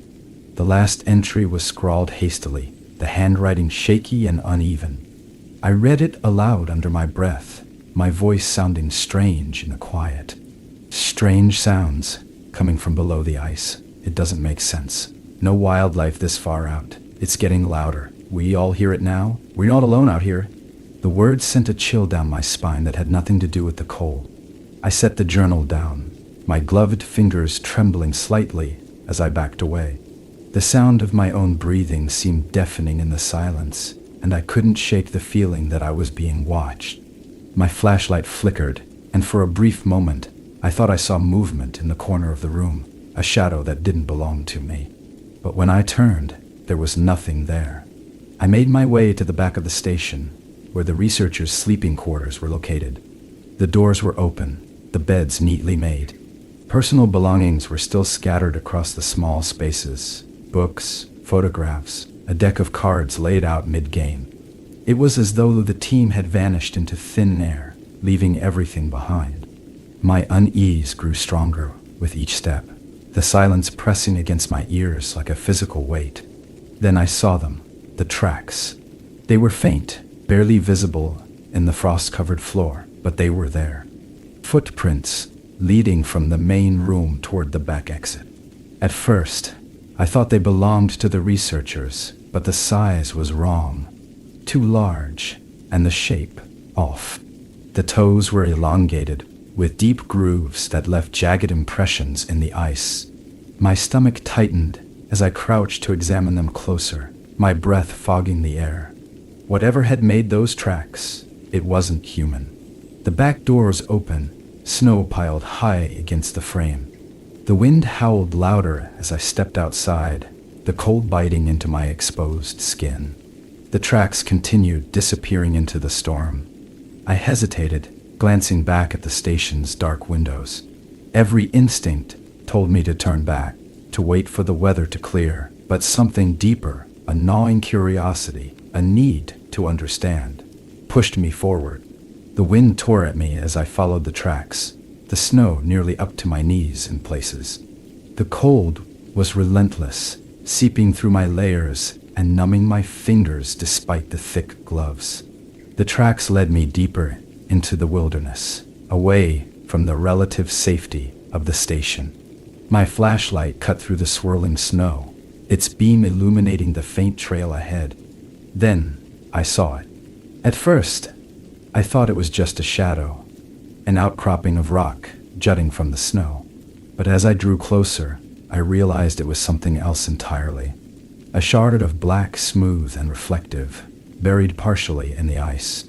It glinted faintly in the flashlight's beam, its surface untouched by the frost that coated everything else. My breath caught as I reached out, my gloved fingers brushing against it. The moment I touched it, a low hum vibrated through the air, faint but unmistakable. It resonated deep in my chest, an unnatural sound that seemed to come from everywhere and nowhere at once. The storm around me grew quieter, the wind fading to a distant whisper. I pulled my hand back, my heart racing as the shard pulsed faintly with an inner light. Something moved in the corner of my vision. A flicker of motion, too quick to catch, but enough to send a jolt of fear through me. I turned, the flashlight beam swinging wildly through the storm, but there was nothing there. Just the swirling snow and the endless expanse of white. The hum grew louder, more insistent, and for a moment, I thought I heard whispers beneath it, faint, fragmented words carried on the wind. I backed away, the shard still pulsing faintly in the ice. My instincts screamed at me to leave, to run back to the station and never look back. But the tracks leading to the shard didn't end there. They continued beyond it, disappearing into the storm. Whatever had made them was still out there, and it was waiting. The storm was relentless as I turned back toward the station, the snow whipping across my face like shards of broken glass. My breath came in shallow gasps, each exhale forming a fleeting cloud of vapor before being swallowed by the cold. The shard I discovered pulsed faintly behind me, its light dimming as I put distance between us, but the hum that had filled the air didn't fade. If anything, it seemed to follow me, vibrating through the icy ground beneath my boots like a warning or a promise. The tracks that had led me to the shard were still visible in the snow, but I didn't dare follow them further. Something about the direction they took, deeper into the blizzard's fury, felt like a line I wasn't meant to cross. I forced myself to focus on the faint outline of the station in the distance, the dark silhouette barely visible through the swirling white. Each step felt heavier than the last, the cold sapping my strength and slowing my movements. The storm pressed in around me, its howling winds carrying faint, fragmented sounds that might have been voices or just tricks of my mind. When I finally reached the station, the sight of its darkened windows brought no comfort. The silence inside was as heavy as before, the faint hum of the generator doing little to push back the oppressive stillness. I closed the door behind me, the storm's roar muffled to a dull whisper, and leaned against the wall, trying to catch my breath. The air inside was no warmer than it had been when I left, the frost clinging stubbornly to every surface. My boots left wet prints on the floor as I moved through the main room, the sound of my footsteps unnaturally loud. I should have left immediately. I should have radioed for help, or at least tried to reach someone, anyone. But the unease that had taken root in my chest refused to let me think clearly. The shard I'd found, the tracks leading away from it, the hum that still lingered in the back of my mind, they all pointed to something I couldn't explain, something that defied logic. And as much as I wanted to turn away, I couldn't. I had to know. The journal I'd found earlier still sat on the table, its frost-covered pages open to the last, hastily written entry. I flipped through it again, skimming the earlier notes in search of something, anything, that might give me answers. Most of it was mundane, detailing the team's daily observations and the wildlife I'd been studying. But the entries grew more erratic as the days went on, the handwriting becoming jagged and uneven. Strange lights in the sky last night, not the aurora, brighter, sharper. They moved too fast. The sounds started this morning, faint at first like distant thunder. They're louder now. The others hear them too. Something is under the ice. I'm sure of it. We have to leave, but no one will listen. The final entry was scrawled across the page, the ink smeared as though written in haste. The ground is shaking. It's getting closer. We? The words trailed off into an illegible mess, the pen carving deep grooves into the paper. My fingers trembled as I set the journal down, my breath fogging the air in front of me. The frost on the walls seemed thicker now, the patterns spreading like veins, their jagged edges catching the faint light from the emergency bulbs. The hum in the air grew louder, vibrating through the floor and into my chest. I moved to the station's small control room, where the radio equipment was set up. The panel of dials and switches was coated in a thin layer of frost, the wires stiff and brittle. I flicked the switch, wincing as the static crackled through the speaker. The signal was weak, the interference heavy, but beneath the static, I thought I heard something, a faint, rhythmic tapping. It wasn't random. It had a pattern, deliberate and steady, like Morse code. My hand hovered over the dial, my pulse quickening as I tried to tune the signal. The tapping grew louder, more insistent, and for a moment, I thought I heard something else beneath it. A voice, low and distant, speaking in a language I didn't understand. The sound sent a chill down my spine, and I yanked my hand back from the radio as though it had burned me. The tapping continued, relentless and unyielding, until I shut the radio off, plunging the room back into silence. I turned back toward the main room, but something stopped me in my tracks. The frost on the walls was moving. Slowly, almost imperceptibly, the patterns were shifting, spreading outward in jagged lines that seemed to pulse faintly in time with the hum. My breath caught in my throat as I stared, unable to look away. The frost wasn't just spreading, it was forming shapes, symbols, lines and curves that twisted and coiled into patterns that felt both alien and familiar, as though I'd seen them before in a half-remembered dream. The lights flickered, plunging the room into darkness for a split second before sputtering back to life. When they did, the frost had stopped moving, the symbols frozen in place. I backed away, my boots slipping on the ice-slick floor. My pulse thundered in my ears as I turned and fled toward the station's sleeping quarters, the oppressive weight of the hum pressing down on me with every step. Inside one of the rooms, I found a battered backpack shoved into the corner, its contents spilling out onto the frost-covered floor. Among the scattered items was a flashlight, a notebook, and a small metal box. I grabbed the notebook, flipping through its pages with shaking hands. The handwriting was different from the journal I'd found earlier, messier and more frantic. We shouldn't have dug so deep. It wasn't meant to be found. The lights, they're not from here. They're watching us. It's awake now. We can't stop it. We can only run. The final page was blank, save for a single word scrawled across it in jagged, uneven letters. Run. I dropped the notebook, my breath coming in shallow gasps as I backed out of the room. The hum in the air was deafening now, a low, resonant vibration that seemed to come from the walls, the floor, the very air itself. The frost on the walls pulsed faintly, the symbols glowing with a faint blue light. And then I heard it, a sound from outside the station, low and guttural, like the distant growl of an animal. It wasn't the wind. It wasn't the storm. It was something else, something that didn't belong here. The sound grew louder, closer, and the ground beneath my feet began to tremble. Something was coming. The sound grew louder, a guttural vibration that seemed to resonate through the walls and floor of the station. It wasn't an animal, not anything natural anyway. It was deeper, heavier, as though the earth itself was groaning in protest. My pulse thundered in my ears as I backed into the main room, my flashlight trembling in my hand. The frost on the walls seemed to throb in time with the noise, the strange symbols glowing faintly, like embers flaring to life before fading again. I wanted to run, but my legs wouldn't cooperate. Every instinct screamed at me to flee, to get as far away from this place as possible, but my feet stayed rooted to the spot. The sound outside shifted, rising in pitch, and the windows rattled in their frames.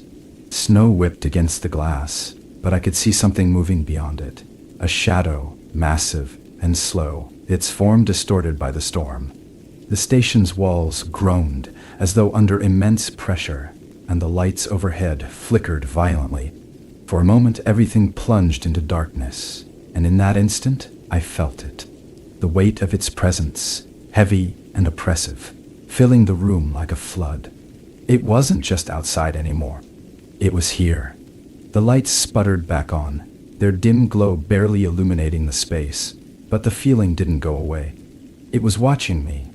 My flashlight beam swept across the room, catching on the frost-covered windows and the scattered papers on the table.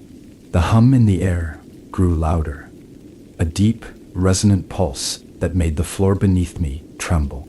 I turned toward the door, my breath coming in shallow gasps, and froze.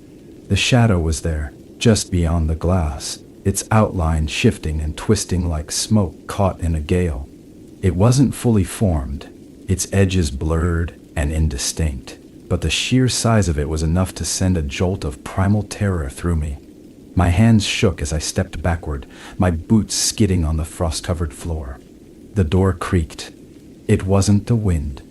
The sound was deliberate, slow, and purposeful, like a predator testing the boundaries of its prey. My flashlight flickered, the beam dimming as the hum rose to a deafening pitch. The frost on the walls thickened, spreading across the floor in jagged veins that crept toward me with unnatural speed. My breath caught in my throat as I turned and bolted for the control room. The small space offered no real protection, but it was the only place I could think to go. I slammed the door shut behind me, the sound echoing through the station, and leaned against it, my chest heaving. The hum outside seemed to press against the walls, vibrating through the metal and into my bones. I felt like a rabbit hiding in its burrow, knowing the predator was just outside, waiting. The radio sat on the desk, its dials glowing faintly in the dim light. I stared at it for a moment, my mind racing. The rhythmic tapping I'd heard earlier still echoed faintly in my memory, a deliberate pattern that seemed to defy explanation. With trembling hands, I turned the dial, the static crackling through the speaker. The tapping was still there, faint but unmistakable, and beneath it, a voice, low, distorted, and unintelligible. It wasn't speaking to me, but I could feel the weight of its intent, a cold, creeping malice that made my skin crawl. The lights in the control room flickered, and the hum grew louder, a low, resonant vibration that seemed to come from everywhere at once. The frost on the walls pulsed faintly, the symbols glowing brighter with each pulse. My hands hovered over the radio dials, unsure of what I was even trying to do. Call for help, warn someone. But who would believe me? Who could even reach this place in time? The sound of the door creaking open snapped me out of my thoughts. I spun around, my flashlight beam sweeping across the room. The door I'd slammed shut was now ajar, the frost on its surface melting in slow, deliberate drips. The hum had changed, shifting to something more like a growl, deep and resonant, vibrating through the air like the rumble of an oncoming storm. My breath caught as I took a step back, the beam of my flashlight flickering weakly. Then I saw it. It wasn't fully formed, its shape shifting and writhing like smoke trapped in a confined space. It loomed in the doorway, its massive form hunched and unnatural, limbs that were too long and too thin stretching toward the floor. Its surface glistened with frost, but the edges of its body seemed to blur, dissolving into the air like mist. There were no eyes, no face, just a void where its head should have been, an emptiness that drew my gaze and held it there, paralyzing me. The hum rose to a deafening pitch, and the creature moved. Its movements were fluid, almost graceful, despite its size. The frost-covered floor cracked beneath its weight as it stepped into the room, the shadows around it writhing and twisting like living things. I stumbled backward, my flashlight beam trembling as it illuminated the creature's shifting form. It didn't make a sound, but I could feel its intent, a cold, predatory focus that froze me in place. The symbols on the walls pulsed brighter, their glow casting jagged shadows across the room. The creature stopped, its massive form towering over me, and the hum in the air seemed to still, replaced by a heavy, suffocating silence. I couldn't move, couldn't breathe. The frost crept closer, spreading across the floor in sharp crystalline patterns that seemed to reach for me. And then, it spoke. Not in words, not in a language I could understand, but in a vibration, a deep, resonant pulse that filled the room and echoed in my chest. The sound was heavy, oppressive, each pulse pressing down on me like a physical weight. It wasn't a voice. It was a presence, vast and incomprehensible, filling every corner of the room, every corner of my mind. I don't know how I moved, but suddenly I was running. My legs carried me out of the control room, the door slamming shut behind me with a sound that echoed through the station. The hum followed me, growing louder, more insistent, as though the creature was right behind me. The frost on the walls pulsed in time with the sound, the symbols glowing brighter and brighter until the entire station seemed to vibrate with energy. I stumbled into the main room, my chest heaving as I looked around for anything that could help me. My flashlight beam caught on the table, where the journal still lay open, its pages fluttering in the icy wind that now swept through the station. My eyes fell on a single phrase, scrawled in the margin, written in the same jagged, frantic hand as the final entry. It's not the cold, it's the hunger. The lights overhead flickered again, and the frost began to climb the walls, faster now, reaching toward the ceiling with sharp, jagged fingers. The hum in the air rose to a deafening crescendo, and the shadows around me deepened, their edges twisting and writhing like living things. The station groaned, the walls shuddering as though under immense pressure, and I realized with a sinking dread that I wasn't going to make it out of here alive. The creature wasn't just hunting me. It was feeding. The walls groaned, a deep, resonant sound that reverberated through the station like the cry of a dying thing. The frost on the walls glimmered faintly, pulsing in sync with the creature's movements. The hum in the air wasn't just a sound anymore. It was a force, heavy and oppressive, pressing against my chest and making it hard to breathe. My legs moved without thinking, driven by pure instinct, as I stumbled toward the far side of the room, desperate to put as much distance between myself and the towering shape as possible. The creature didn't follow, at least not in the way I expected. It lingered in the center of the room, its massive, shifting form blending with the shadows that writhed around it. The frost crept closer to where I stood, sharp and jagged, forming patterns that looked almost deliberate, like writing, though no language I could recognize. My breath fogged the air in front of me, shallow and uneven, each exhale a fleeting reminder of how thin the air felt now. The station wasn't just cold anymore. It was suffocating. I moved toward the back hallway, the one that led to the equipment room. My boots crunched against the frost-coated floor, each step echoing in the unnatural silence that had settled over the station. The hum followed me, a low, resonant vibration that crawled beneath my skin and into my thoughts, making it hard to focus. I reached for the door, my gloved fingers trembling as I grasped the handle and pulled. The room beyond was, as I remembered it, cluttered with tools and gear, the shelves lined with boxes and containers covered in a thin layer of frost. The air was colder here, sharper, and the light from the single emergency bulb flickered weakly, casting long, jagged shadows across the wall. I shut the door behind me, leaning against it for a moment as I tried to catch my breath. My pulse thundered in my ears, and my fingers tingled with the numbness that crept ever closer despite the thick gloves. On the workbench at the center of the room, something caught my eye, a faint glow, soft and pulsing, like the embers of a dying fire. I moved closer, my flashlight beam cutting through the dim light, and saw the shard. The same shard I had found buried in the snow, now sitting there as though it had been waiting for me.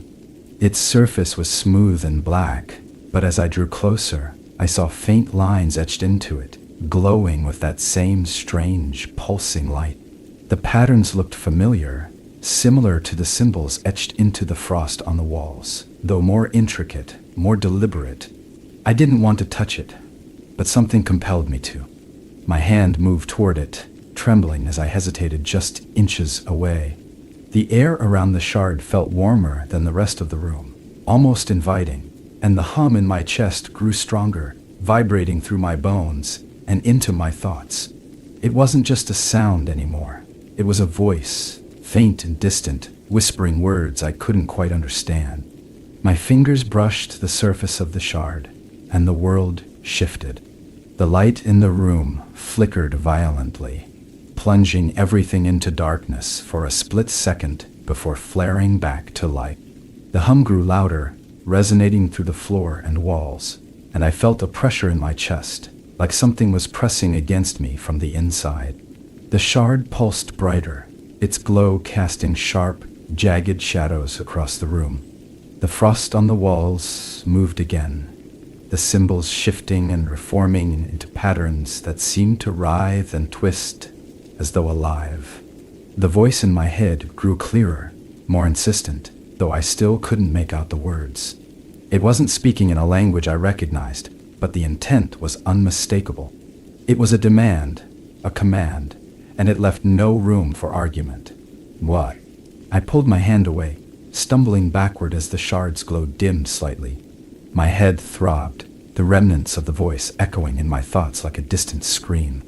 I turned toward the door, my breath coming in shallow gasps, and froze. The creature was there. It stood just beyond the door, its massive form hunched and shifting, limbs too long and too thin stretching toward the floor. The frost on the walls pulsed in time with its movements, the light from the emergency bulb casting jagged shadows that twisted and writhed like living things. Its head, or what I assumed was its head, was featureless, a void of blackness that seemed to absorb the light around it. But I could feel its gaze, heavy and suffocating, pressing against me like a physical weight. The hum in the air rose to a deafening pitch, and the creature moved. Its movements were slow, deliberate, as though it was savoring the moment. The frost crept closer, spreading across the floor in sharp crystalline patterns that reached for me like grasping fingers. My legs felt like lead, my body frozen in place as the creature's shadow loomed over me. The voice in my head returned, louder now, its words clearer, but no less incomprehensible. It wasn't just speaking to me. It was inside me, twisting through my thoughts and pulling at the edges of my mind. I forced myself to move, my legs stumbling as I turned and bolted for the far side of the room. The creature didn't follow immediately, but I could feel it behind me, its presence pressing against my back like a tide threatening to pull me under. The door at the end of the room led to the station's small storage cellar, and I threw it open, slamming it shut behind me as I descended the narrow staircase. The cellar was pitch black, the air heavy with the scent of damp earth and frost.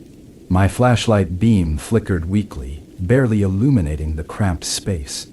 The walls were lined with shelves, their contents obscured by thick layers of frost, and the floor was uneven, slick with ice. I crouched in the corner, my breath coming in shallow gasps as I tried to quiet the pounding of my heart. The hum was still there, quieter now, but no less oppressive, and I could hear faint footsteps above, slow and deliberate, as the creature moved through the room I'd just left. I don't know how long I stayed there, crouched in the darkness, listening to the sounds above. The footsteps moved back and forth, the floorboards creaking under the weight of something far too heavy to be human. The hum in the air grew louder again, and I felt the frost on the walls shift, the symbols glowing faintly in the darkness. The voice in my head returned, softer this time, almost coaxing, as though it was trying to lull me into a sense of security. But I knew better. Whatever this thing was, it wasn't done with me yet, and I wasn't sure I had the strength to face what was coming next. The footsteps above grew heavier, each one sending vibrations through the frozen ground beneath me. The cellar felt smaller with every passing second, the air tightening, pressing against my chest like an iron vice. My flashlight flickered weakly in my trembling hand, its faint beam barely cutting through the oppressive darkness. The hum in the air was louder now, almost alive, resonating through the frost-coated walls in a relentless, rhythmic pulse. The frost moved again. I saw it out of the corner of my eye, a slow, deliberate creep of jagged patterns crawling down the walls like veins of ice. The glow from the symbols faintly illuminated the cellar, casting shifting shadows that seemed to writhe with malevolent intent. The voice in my head was louder now, no longer distant whispers, but a steady, insistent presence, burrowing deeper into my thoughts. Its words twisted in my mind, incomprehensible, yet filled with a purpose I couldn't escape. The shard was still with me. I hadn't realized until now, but it was there in my pack, pulsing faintly like a second heartbeat. Its warmth seeped through the fabric, a stark contrast to the biting cold that surrounded me. I pulled it out with shaking hands, the black surface glistening faintly in the dim light. The symbols etched into it shifted and flickered, their patterns matching the frost on the walls, as if the two were connected. The shard pulsed again, and for a moment, I felt something that could almost be described as comfort. It was fleeting, but it was enough to draw me closer to it. And then I heard it, the sound I had been dreading. The footsteps above stopped. For a moment, there was only silence, thick and oppressive, broken only by the faint hum that seemed to vibrate through my very bones. I held my breath, my eyes fixed on the staircase that led down to the cellar, waiting for the inevitable. The frost on the walls pulsed brighter, the symbols shifting faster now, their movements almost frantic. The shard in my hands grew warmer, its glow intensifying, and I realized with a sinking dread that it wasn't a source of safety. It was a beacon. The first step, creak. My heart slammed against my ribs as I backed further into the cellar, the flashlight beam shaking as I aimed it at the staircase. The shadows at the top shifted, moving in a way that didn't feel natural. The air grew colder, the frost spreading faster now, covering the shelves and the floor in sharp crystalline patterns that crackled under my boots. Another step creaked, then another, each one deliberate and slow, as if it was savoring the moment. And then it appeared. The creature descended the stairs with a fluid, almost graceful motion, its massive form folding and unfolding, like smoke, trapped in a physical shape. Its limbs were long and angular, bending at unnatural angles as it moved, and its surface shimmered with frost, glistening like black ice. The void where its face should have been was darker than the shadows that surrounded it, a hollow absence that seemed to pull the light from the room. The frost on the walls pulsed violently as it descended, the symbols glowing so brightly they hurt my eyes. It stopped halfway down the stairs, its massive form hunched to fit within the confines of the space. The hum in the air grew deafening, a low, guttural resonance that made the floor beneath me tremble. The shard in my hands pulsed in response, its light flaring brighter as the symbols on its surface aligned with those on the walls. The creature tilted its head, or at least the void where its head should have been, its movements slow and deliberate, like it was studying me. The voice in my head surged, louder than ever, its words incomprehensible, but filled with an undeniable command. The shard grew hotter, the heat searing through my gloves and into my skin, and I knew, without understanding how, that the creature wanted it. It needed it. The shard wasn't just a fragment of whatever force had created this nightmare. It was a key, and I was holding it. The creature moved again, descending the rest of the stairs in a single, fluid motion. Its limbs stretched toward me, the frost on the walls crawling faster now, the air so cold it burned my lungs with every breath. I stumbled backward, clutching the shard to my chest as though it could protect me, even as its warmth turned to unbearable heat. My mind raced, the voice in my head screaming now, a chaotic mix of commands and promises that twisted through my thoughts like a blade. And then I saw it. The altar. It was barely visible at first, buried beneath layers of frost and ice at the far end of the cellar. The symbols etched into its surface glowed faintly, their patterns shifting in time with the shard's pulsing light. It wasn't just a part of this place. It was the heart of it, the anchor that held everything together. The creature wasn't just drawn to the shard, it was bound to the altar, tethered to it like a chain. And if the shard was a key, then the altar was the lock. I didn't think. There wasn't time to think. The creature moved closer, its massive form filling the space, the frost spreading across the floor in jagged, grasping patterns. The hum in the air reached a deafening crescendo, the symbols on the walls glowing so brightly they cast harsh shadows across the room. I ran toward the altar, the shard burning in my hands, the heat so intense it felt like it was tearing through my skin. The creature roared, a sound that wasn't a sound, a vibration that shook the walls and rattled my teeth. The frost surged toward me, the jagged patterns slicing through the air like knives, but I didn't stop. I reached the altar and slammed the shard onto its surface, the force of the impact sending a shockwave through the room. The light flared, blinding and searing, as the shard fused with the altar. The symbols on its surface blazed with an intensity that burned my eyes, and the hum in the air reached a pitch so high it felt like it would tear me apart. The creature screamed, a deep, guttural sound that reverberated through the cellar, filled with rage and pain.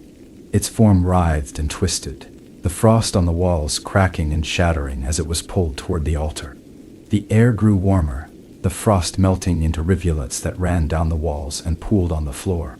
The creature's massive form dissolved into smoke and shadow, its edges fraying and breaking apart as it was drawn into the glowing symbols on the altar. The hum in the air faltered, then stopped, leaving a deafening silence in its wake. I collapsed to the floor, my chest heaving as I gasped for air. The shard was gone, its light extinguished, and the altar was dark and lifeless once more. The frost had disappeared, leaving only the damp, cold walls of the cellar. The creature was gone, but its presence lingered, a faint, suffocating weight that pressed against my thoughts.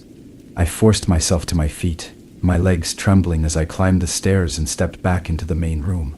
The station was quiet now, the lights dim but steady, the frost on the walls replaced by condensation. The storm outside had faded, the wind a distant whisper. But as I stepped out into the snow, the faintest whisper of a hum lingered in the back of my mind, and I knew it wasn't over. Not really.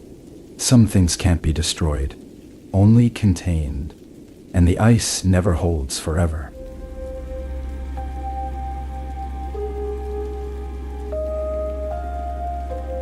The snow never stops in these mountains. It falls in thick, suffocating sheets that bury everything under a blinding, cold silence.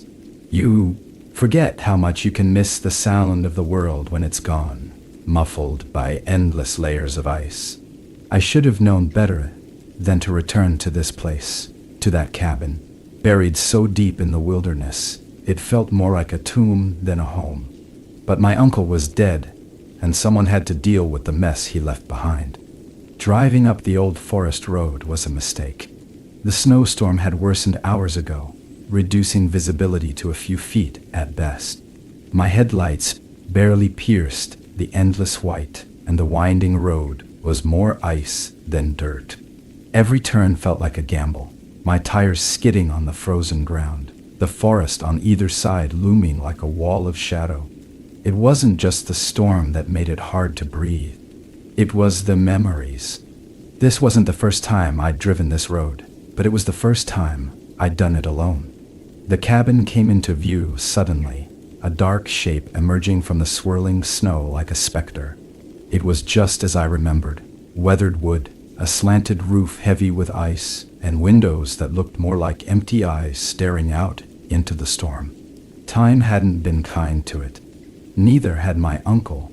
The truck's engine sputtered as I pulled into the clearing, its warmth fading the moment I turned the key, and silence rushed in.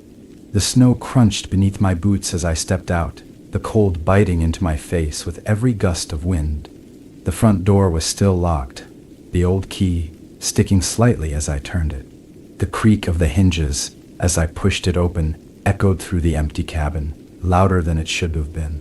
The air inside was sharp and stale, laced with the faint scent of burnt wood and something else, something faintly metallic. My flashlight beam cut through the gloom, illuminating a room that looked more like a bunker than a home. My uncle had always been a paranoid man, but this was something else. The windows were barred from the inside, thick planks nailed across them in a makeshift fortress. Every surface was cluttered with papers, notebooks, and what looked like fragments of metal or stone, all arranged in a way that suggested both desperation and obsession. A wood-burning stove sat cold and empty in the corner, the ashes inside long since turned to dust. And then there was the journal, sitting open on the kitchen table. I didn't want to touch it.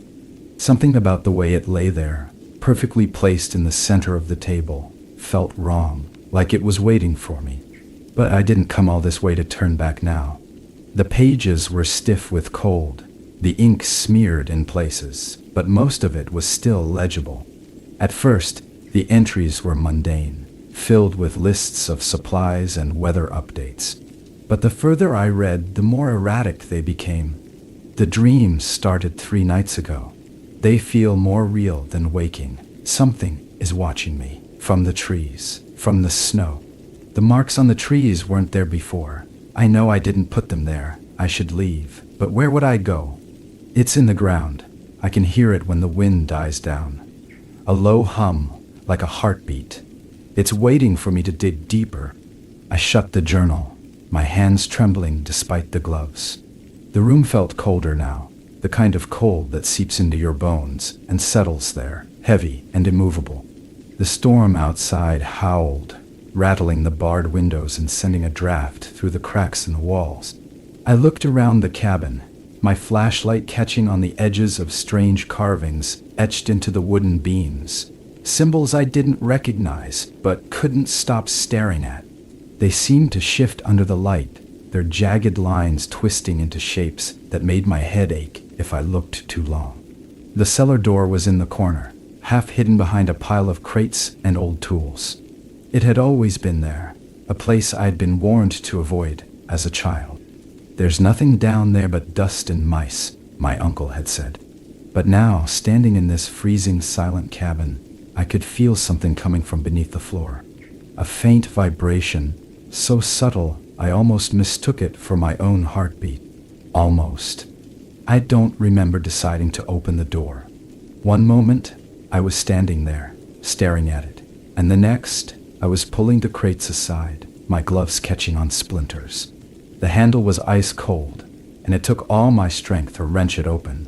The smell hit me first, a sharp, acrid scent that made my eyes water. Then the cold, an even deeper chill than the storm outside, rising from the darkness below. The flashlight beam trembled as I aimed it down the narrow staircase, the light barely penetrating the shadows. The cellar was just as I remembered, cramped, with stone walls that dripped with condensation and a dirt floor that seemed to absorb the light. But it wasn't empty. In the far corner, half buried in the frozen earth, was something black and glinting faintly under the beam of my flashlight. I stepped down carefully, the wooden stairs groaning under my weight. The air grew heavier with each step, the hum from below growing louder, though still faint, like it was coming from somewhere deep within the earth. The black object in the corner was about the size of my fist, smooth and polished, yet uneven in shape. It didn't belong here. Everything about it felt wrong, from the way it reflected the light to the warmth it radiated in this freezing, suffocating space. I reached out, my hand trembling, and the moment my fingers brushed its surface, the hum stopped. The silence was absolute, pressing against my ears with a weight that made me stagger. The light from my flashlight dimmed, the shadows around me growing darker, thicker, as if the room itself was closing in. I yanked my hand back, clutching the object to my chest without thinking. It was warm, too warm, and the longer I held it, the more I felt something. A presence, faint but undeniable, brushing against the edges of my thoughts like a whisper I couldn't quite hear. I stumbled back up the stairs, the object still clutched in my hands, and slammed the cellar door shut behind me. The cabin felt different now. The air was heavier, the shadows deeper, and the hum, though faint, was still there, vibrating through the floorboards and into my chest. The storm outside raged on, the wind howling against the barred windows, but inside, it was silent. Too silent. I set the object on the table, my hands shaking as I stepped back. The journal lay open again, though I was certain I'd closed it. The ink on the page seemed to shimmer under the light, forming new words that hadn't been there before. You found it.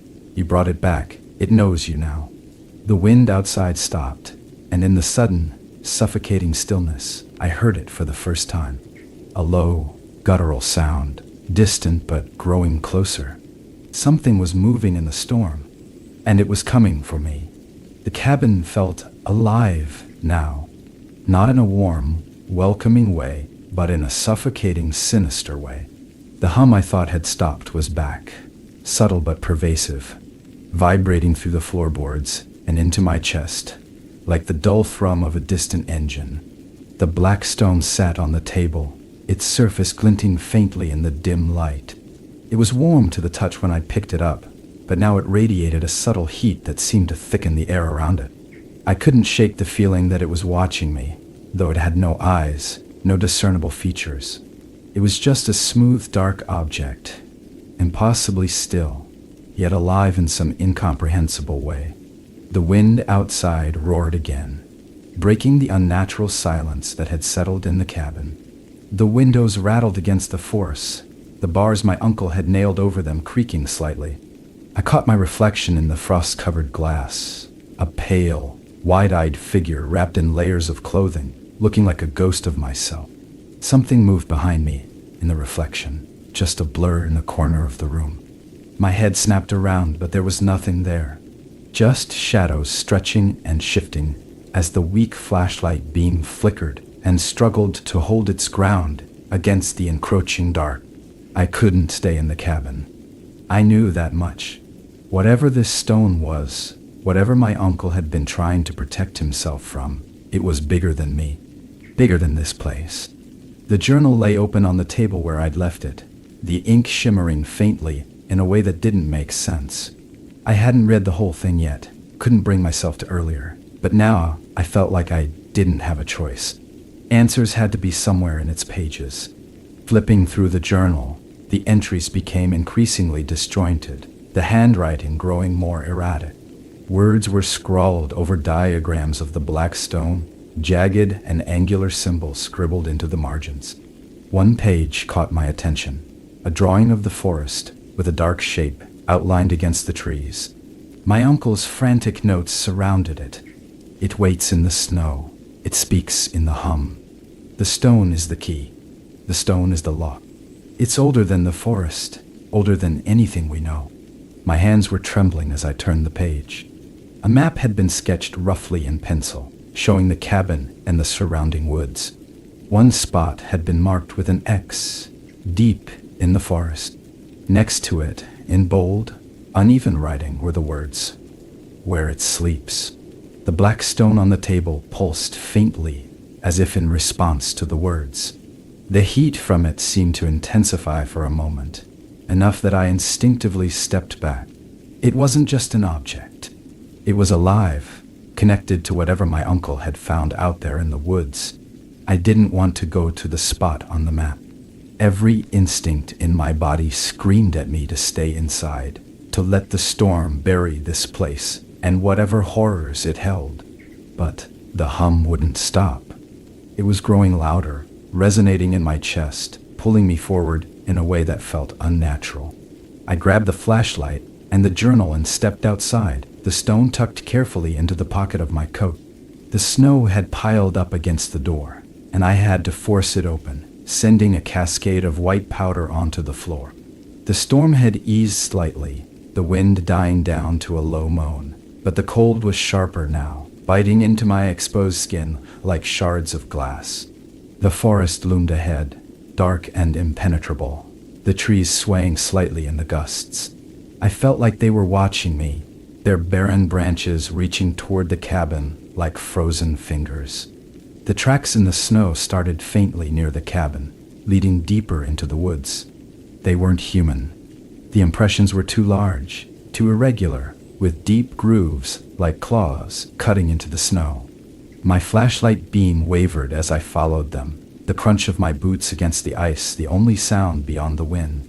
The hum grew louder with every step, though I couldn't pinpoint its source. It seemed to come from the earth itself, from the snow, from the trees. The deeper I went, the more the woods changed. The trees stood closer together now, their trunks twisted and gnarled as though they had grown in pain. The air was heavier here, colder, the frost clinging to my coat and stiffening the fabric. Shadows moved at the edge of my vision, quick, darting shapes that disappeared the moment I turned my head. I tried to convince myself it was just the wind stirring the branches, but deep down, I knew better. The spot on the map wasn't far now. The tracks I'd been following stopped suddenly, disappearing into an unbroken expanse of snow. But something else had taken their place, marks etched into the ground, faint but unmistakable. They looked like the symbols from the journal, the same jagged, angular shapes that had been carved into the beams of the cabin. My breath fogged the air as I knelt to examine them, my flashlight flickering again. The marks weren't just on the ground. They continued up the trunks of the surrounding trees, carved deep into the bark. The hum was deafening now, pulsing through the air in waves that made my head throb. And then I saw it. A sinkhole, partially hidden beneath the snow, its edges lined with jagged rocks coated in frost. It was massive, at least 20 feet across, descending into darkness so deep my flashlight couldn't penetrate it. The air around it was different, warmer, almost humid, but laced with a faint metallic tang that made my stomach churn. The black stone in my pocket pulsed violently, the heat almost unbearable now, and I knew, without understanding how, that this was the place my uncle had written about. The ground beneath my feet trembled faintly, a low vibration that felt alive, like a heartbeat. I edged closer to the sinkhole, the light from my flashlight sweeping across its rim. Symbols had been carved into the rocks, more intricate than the ones on the trees, their lines glowing faintly with a cold blue light. The hum wasn't just a sound anymore. It was a presence, pressing against my thoughts, whispering in a language I couldn't understand. I didn't want to go any closer, but the stone had other plans. It burned against my leg, pulling me forward, and before I realized what I was doing, I was standing at the edge, staring into the abyss. The air around me seemed to shift, growing heavier, and I could feel something down there, something massive, something ancient. It was awake now, and it was waiting. The edge of the sinkhole, felt like the edge of the world. The flashlight beam was swallowed by the darkness below, its weak light barely illuminating the first few jagged rocks lining the descent. The hum was louder here, almost suffocating, vibrating through the frozen ground and into my bones. It wasn't just a sound anymore. It was a presence, pulsing with an unnatural rhythm that set my teeth on edge. The black stone in my pocket burned against my leg, its heat pulsing in sync with the hum, like a second heartbeat. I should have turned back, left the sinkhole and the cursed forest behind me, but I couldn't. Something in the air, or maybe in the stone, pulled me forward, whispering in a voice I couldn't understand, but couldn't resist.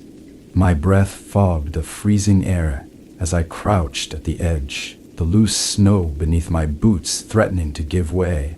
I leaned forward cautiously, my flashlight shaking in my hand as I aimed it downward again. This time, the light caught something, a faint glimmer of ice far below, refracting the beam into cold, blue shards that danced across the walls of the pit. The carved symbols continued downward, etched into the rocks in a spiral that seemed to disappear into infinity. They glowed faintly, just enough to guide the eye deeper into the abyss. My heart hammered in my chest as I scanned the edge for a way down. There was no ladder, no path, just the jagged rocks and a drop that felt endless. And yet, I knew I had to go down. The hum didn't give me a choice. The first few feet were the hardest. The rocks were slick with frost, and my gloves did little to protect my hands from the sharp edges as I gripped and climbed.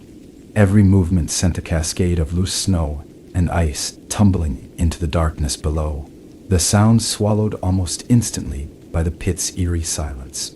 The hum grew stronger with each step down, pressing against my thoughts, filling my mind with images that weren't my own. Flashes of barren landscapes, blackened skies, and something massive stirring beneath the surface of the earth. By the time I reached the first ledge, my legs were shaking, both from the climb and from the oppressive weight of the air down here. The ledge was narrow, barely wide enough for me to stand, and the carvings on the wall glowed brighter now, their intricate patterns shifting slightly as though alive. The stone in my pocket pulsed in response, and I pulled it out, holding it up to the light. Its surface shimmered, the faint etchings on it aligning perfectly with the symbols on the wall, as though they were part of the same language. The whispers returned, faint but insistent, threading through my thoughts like a melody I couldn't ignore. I pressed forward, following the ledge as it spiraled deeper into the sinkhole. The air grew warmer, the cold replaced by a damp, suffocating heat that clung to my skin and made every breath feel heavy. The walls glistened with moisture, droplets of water freezing and thawing in an endless cycle that left the stone slick and glistening. My flashlight flickered, the beams struggling against the darkness as shadows seemed to pool at the edges of the light. And then I saw them. The first body was frozen in the wall, its face twisted in a rictus of terror. Its features were human, but distorted, elongated, almost stretched, as though the ice had warped it over time. The frost clung to its skin like a second layer, the bluish glow of the symbols reflecting off its frozen surface. My breath caught in my throat as I moved closer, the hum growing louder with every step. The body wasn't alone. Dozens of them, maybe more, lined the walls as I descended, each one frozen in a grotesque pose of agony. Some had their hands raised as though to ward off something unseen, while others appeared to be reaching toward the center of the pit, their faces turned in a silent scream. The carvings around them seemed brighter here, the glow pulsating faintly, casting long, jagged shadows that danced across the icy surfaces. I forced myself to keep moving, my boots slipping slightly on the frost-covered ledge. The hum was deafening now, a low, resonant vibration that seemed to come from everywhere at once. The whispers had grown louder too, their fragmented words threading through my mind like hooks, pulling at my thoughts, twisting them. Images flashed before my eyes, brief, fragmented glimpses of something massive and ancient, buried beneath layers of ice and stone. It wasn't just a presence. It was alive. The ledge widened suddenly, opening into a massive cavern that stretched far beyond the reach of my flashlight. The air here was thick and humid, laced with the faint scent of decay. The hum resonated through the chamber, so loud it felt like my chest might collapse under the weight of it. My flashlight beam caught on something ahead, a massive, jagged shape rising from the center of the cavern. The monolith. It towered above me, its surface smooth and black, glistening faintly in the dim light. Symbols were etched into every inch of it, their glow pulsating in time with the hum, casting eerie reflections across the cavern walls. The stone in my hand pulsed violently now, its heat almost unbearable as I approached. The whispers had become a roar, a chaotic cacophony of voices that filled my mind, each one demanding something different. My knees buckled under the weight of it, but I forced myself forward, each step a battle, against the force pressing down on me. The monolith radiated a presence, an overwhelming sense of hunger and malice that made my skin crawl. As I reached its base, the black stone in my hand seemed to come alive, its surface writhing and shifting, the etchings glowing brighter than ever. I didn't know what I was supposed to do, but the stone did. It pulled itself from my grip, hovering in the air for a brief moment before slamming into the monolith with a force that shook the cavern. The hum reached a deafening crescendo, and the ground beneath me trembled violently. Cracks spread across the surface of the monolith, jagged lines that glowed with an intense, blinding light. The air grew hotter, the moisture in the cavern evaporating almost instantly, replaced by a dry, suffocating heat that burned my lungs. The whispers turned to screams, not of pain, but of triumph. And then it moved. The monolith shattered, pieces of black stone exploding outward and embedding themselves in the walls.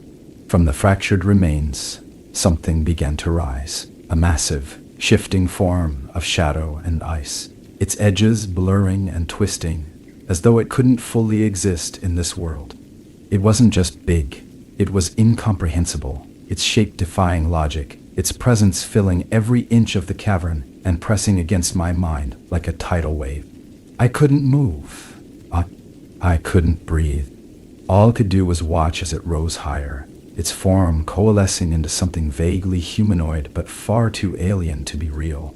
Its head, or what I assumed was its head, turned toward me, and in that moment, I felt its gaze. It wasn't looking at me. It was looking through me, into the very core of my being. And it smiled. The smile wasn't made of lips or teeth. It wasn't even physical, not in the way you'd imagine.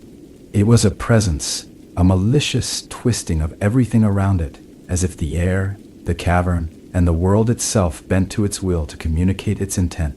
I felt it more than I saw it, an icy grip tightening around my chest, squeezing until every breath came shallow and sharp. My flashlight trembled in my hand, its beam faltering and flickering like it couldn't bear to illuminate the thing that loomed above me. It was colossal, impossibly so. Its body seemed to shift and ripple, a dark amalgam of ice and shadow that refused to stay still or take on a solid form. Limbs stretched unnaturally long, joints bending in ways that defied reason, and its edges blurred into the air around it, as though it couldn't quite exist in this space, but was forcing itself to. The glow from the shattered monolith reflected off its surface, casting jagged patterns of light and shadow across the cavern walls. It was ancient. I didn't know how I knew, but I could feel it, radiating from its very being, a crushing, timeless weight that made me feel small, insignificant. And it was awake. The hum that had vibrated through the cavern now shifted, deepening into a resonant growl that seemed to emanate from the creature itself. The ground beneath me trembled violently, cracks spidering outward from the remains of the monolith, and I stumbled back, barely keeping my footing. The air grew thicker, hotter, choking me as I gasped for breath. The whispers were gone now, replaced by something far worse, a singular voice, deep and guttural, vibrating through my very thoughts. It wasn't speaking words. It didn't need to. The intent was clear. Hunger dorked tall. It was starving, and now I'd opened the door.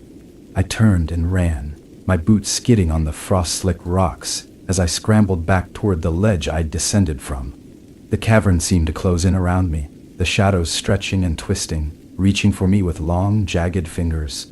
My flashlight's beam faltered again, plunging me into momentary darkness, and for a heart-stopping second, I felt it right behind me. The air shifted, cold and sharp, and the ground shook with the weight of something massive, moving closer. I didn't dare look back.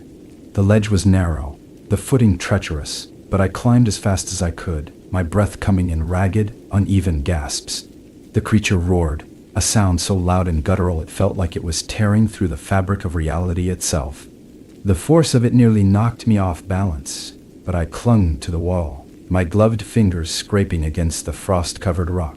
The symbols carved into the walls glowed brighter now, pulsating in rhythm with the creature's movements, and I could feel their heat even through my thick coat. They weren't just marks. They were alive, connected to the thing I'd unleashed. The climb felt endless. Every time I glanced up, the top of the sinkhole seemed farther away, the darkness above pressing down like a living thing. The air around me buzzed with energy, crackling faintly like static electricity, and the hum grew louder, resonating through my chest. The creature's presence was everywhere, its massive form twisting and coiling below, but its attention was focused solely on me. I could feel its gaze, cold and invasive, crawling through my thoughts like a parasite. I reached the top of the sinkhole just as the ground beneath me began to give way.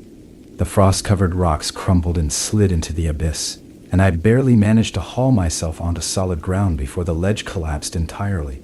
The forest stretched before me, dark and impenetrable, but I didn't hesitate. I ran. The trees seemed closer together now, their twisted branches forming a tangled canopy that blocked out what little light remained. The snow fell heavier, thick flakes swirling around me in a suffocating blizzard. The hum followed me, growing louder with every step, and I could feel the ground trembling beneath my feet, the vibrations intensifying as the creature gave chase. It wasn't just moving, it was reshaping the forest around it, bending the trees and the snow to its will, trapping me in an ever-tightening maze. I stumbled over an exposed root, falling hard onto the icy ground. The air was knocked from my lungs, and for a moment, all I could hear was the roar of the wind and the relentless hum vibrating through the earth. I pushed myself up, my hands trembling as I struggled to catch my breath. The shadows around me seemed alive now, shifting and writhing, their movements unnatural and deliberate. Every instinct screamed at me to keep moving, but my legs felt heavy, the weight of exhaustion and fear dragging me down. And then I saw it, through the storm, barely visible, a faint glow in the distance. The cabin. The sight of it sent a surge of adrenaline through me, and I forced myself forward, stumbling through the snow, the wind tearing at my clothes and biting into my skin. The cabin's shape grew clearer as I approached, its barred windows and slanted roof a stark silhouette against the swirling white. The door was ajar, swinging slightly in the wind, and I threw myself inside, slamming it shut behind me. The silence that followed was deafening. The hum had stopped, replaced by a heavy, suffocating stillness that pressed against my ears. I leaned against the door, my chest heaving as I tried to catch my breath. The cabin was colder than before, the frost on the walls thicker, creeping inward like a living thing. The symbols carved into the beams glowed faintly, their light casting long, jagged shadows across the room. And then the ground shook. The roar that followed wasn't just sound. It was a force, shaking the cabin to its foundations, rattling the windows and sending a cascade of frost and dust from the ceiling. The creature was outside. I could feel its presence pressing against the cabin, its massive form coiled around the structure like a predator circling its prey. The barred windows creaked under the pressure, the wood splintering slightly as the frost crept inward, reaching for me with sharp, jagged fingers. I stumbled toward the table, the journal still open where I'd left it. The pages fluttered slightly in the cold draft, the ink shimmering faintly in the dim light. My uncle's frantic scrawls filled the margins, but one line stood out, bold and underlined. The stone is the key. The stone is the lock. Use it before it uses you. The black stone was still in my pocket, its heat pulsing faintly against my leg. I pulled it out, the warmth spreading through my fingers as I held it up to the light. Its surface shimmered, the etched symbols glowing in perfect sync with those on the walls. The whispers returned, faint but insistent, threading through my thoughts with a chilling urgency. The cabin shook again, and I knew I didn't have much time. Whatever the stone was, whatever my uncle had been trying to do with it, I had to finish it. The creature wasn't going to stop until it had me, and the cabin wouldn't hold much longer.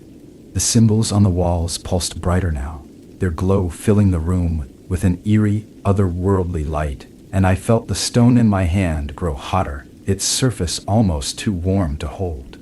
The roar outside grew louder, and I could feel the frost creeping closer, the cold seeping into my bones. The stone pulsed again, and for the first time I felt something else, a faint, fragile glimmer of hope. The frost crept closer, its jagged edges reaching across the floor like the grasping hands of something alive. The air inside the cabin felt heavier with every second, suffocating and sharp, as though the walls themselves were closing in. The creature outside let out another guttural roar, and the whole structure trembled violently, the sound of splintering wood cutting through the oppressive silence like a scream. The barred windows bowed inward, the glass spider webbing with cracks, and I knew I was out of time. The black stone in my hand pulsed again, burning hot now, almost too painful to hold. The glow of the symbols on its surface intensified, matching the light emanating from the carvings on the walls. The whispers were back, louder and clearer than ever, threading through my mind like a chorus of voices just out of reach. They weren't speaking words, they were giving instructions, showing me things I didn't understand, but somehow knew I had to follow. I moved to the center of the room, the journal clutched in my other hand, its pages fluttering in the icy wind that now swept through the cracks in the cabin walls. My uncle's notes had mentioned a ritual, a way to seal it, whatever it was. He hadn't been clear on what it would cost, or if it would even work, but I didn't have another choice. The thing outside wasn't going to stop. It wasn't just hungry. It was malicious, an ancient force that fed not just on life, but on fear, on despair, on the very essence of what made us human. The cabin groaned again, and I felt the ground beneath me shift. The frost was everywhere now, crawling up the walls, coating the furniture, and spreading in sharp crystalline patterns that glinted in the dim light. The air was so cold, it burned my throat with every breath, and my fingers were starting to go numb, even as the stone in my hand grew impossibly hot. I dropped the journal onto the table, its pages falling open to the last, frantic entry. The stone will lock it away, but it needs a life to seal the door. The stone takes what it's given. If you don't feed it, it will feed itself. The words hit me like a punch to the gut, and for a moment, I couldn't move. My mind raced, trying to piece together what my uncle had meant. A life. It needed a life. My hands trembled as I looked from the journal to the stone, its surface glowing with an intensity that filled the room with an eerie, flickering light. The whispers grew louder, more insistent, and I felt something cold and sharp twist in my chest. It wanted me. Another roar from outside, and the cabin shook so violently I fell to my knees, the stone clattering to the floor beside me. The light from its surface flared brighter, casting long, jagged shadows across the wall. The frost surged forward, engulfing the table and chair in an instant, and I could hear the sound of the creature moving closer, its massive form pressing against the cabin, warping the very air around it. The barred windows splintered, and the cold wind rushed in, carrying with it the scent of decay and something else, something ancient and foul. The stone pulsed again, and this time I felt it deep in my chest, like a second heartbeat that wasn't my own. The whispers twisted into something sharper, louder, and I realized they weren't just speaking. They were demanding. I picked up the stone, the heat of it searing into my palm, and stumbled toward the center of the room. The symbols on the walls pulsed in time with the stone, their light strobing faster and faster, until the whole cabin was awash in a blinding, flickering glow. I raised the stone above my head, the heat almost unbearable now, and the whispers reached a crescendo, their voices blending into one deafening roar. The creature outside screamed, a sound that shook the very foundations of the earth, and I felt the frost retreat slightly, as if it too feared what was coming. My vision blurred, the edges of the room dissolving into light and shadow, and I slammed the stone onto the ground with all the strength I had left. The impact sent a shockwave through the cabin, the light from the stone erupting in a blinding flash that swallowed everything. The frost on the walls shattered, shards of ice flying in every direction, and the creature let out one final ear-splitting roar before falling silent. The hum stopped. The whispers stopped. Everything stopped. When I opened my eyes, I was lying on the floor, the cabin eerily quiet around me.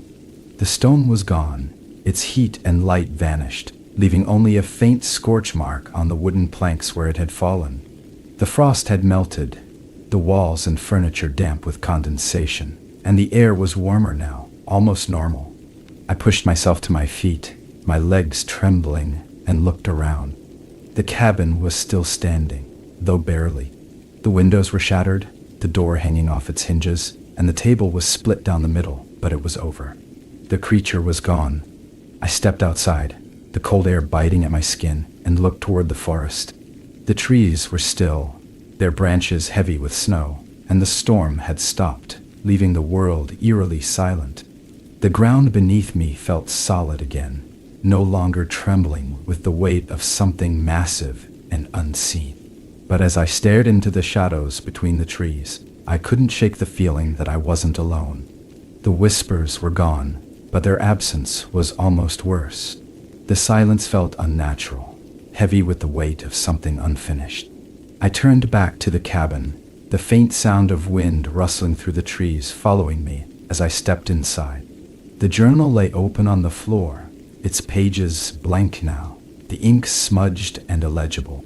Whatever had been written, there was gone, wiped away as if it had never existed. I don't know how long I stood there, staring at the empty pages. The cabin felt different now, not just empty but hollow, like a shell that had been stripped of everything that made it real. The frost was gone, the hum was gone, but something lingered just at the edges of my thoughts. A presence, faint but undeniable.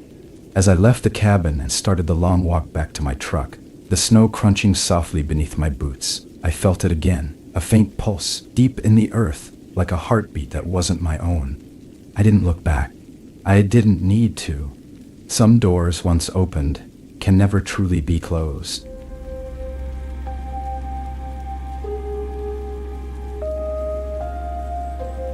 The snow swallowed the world in a relentless white void. My wipers thrashed uselessly against the windshield, their rhythm erratic as they struggled to keep the glass clear. Visibility was non-existent. Even with the snowplow's lights, the road ahead was a phantom, a guess, buried beneath layers of ice and swirling drifts. Every mile was a fight against nature, and nature was winning. The storm had come faster than expected. By the time the emergency call came through, Highway 94 was already buried. They always call it the corridor out here, a lifeline through the middle of nowhere, cutting through endless plains that turned into endless snowfields in winter. My job was to keep that lifeline open, to make sure someone stranded in this kind of weather could make it out alive. But tonight, it felt like I was the one who needed saving. The wind howled like something alive, slamming against the cab of the plow and rocking it as if it were nothing more than a toy. The dashboard lights flickered, the engine groaning as it pushed against the weight of the storm. I gripped the wheel tighter, my gloves stiff with cold, despite the heater blasting inside. Every instinct screamed at me to stop, to pull over and wait for the worst to pass, but I knew there was nowhere to pull over. Not out here. I glanced at the clock on the dash. 9:47 p.m. The storm had been raging for hours, and I was nowhere close to finished. My map showed this stretch of highway as empty, just miles of frozen fields, and maybe the occasional farmhouse too far from the road to see. There wasn't even a rest stop for 30 miles in either direction. It was just me, the plow, and the storm. And then, the engine sputtered. It wasn't immediate. At first, it was just a hitch, a faint stutter I almost didn't notice over the howl of the wind. But then it happened again, louder this time, the dashboard lights dimming before flickering back to life. My stomach twisted as the plow shuddered, the groan of metal on ice growing louder. The engine coughed one last time before it gave out completely, and the world went still, except for the wind. I sat there in the sudden silence, my breath fogging the glass as the realization hit me. The plow wasn't going anywhere. The storm raged outside, the snow already beginning to pile against the sides of the cab. I grabbed the flashlight from the passenger seat and flicked it on, its beam cutting weakly through the swirling white as I stepped out. The cold hit me like a wall, sharp and biting, and I pulled my coat tighter around me as I moved to inspect the engine. It didn't take long to see the problem, or at least part of it. The snow and ice had caked so thickly against the front of the plow that the engine's intake was completely blocked. The frost had crept into the machinery itself, freezing parts that shouldn't have been exposed. I didn't have the tools or the time to fix it here. My only option was to find shelter and wait out the storm. But where? I scanned the horizon, the flashlight beam bouncing off the endless expanse of white.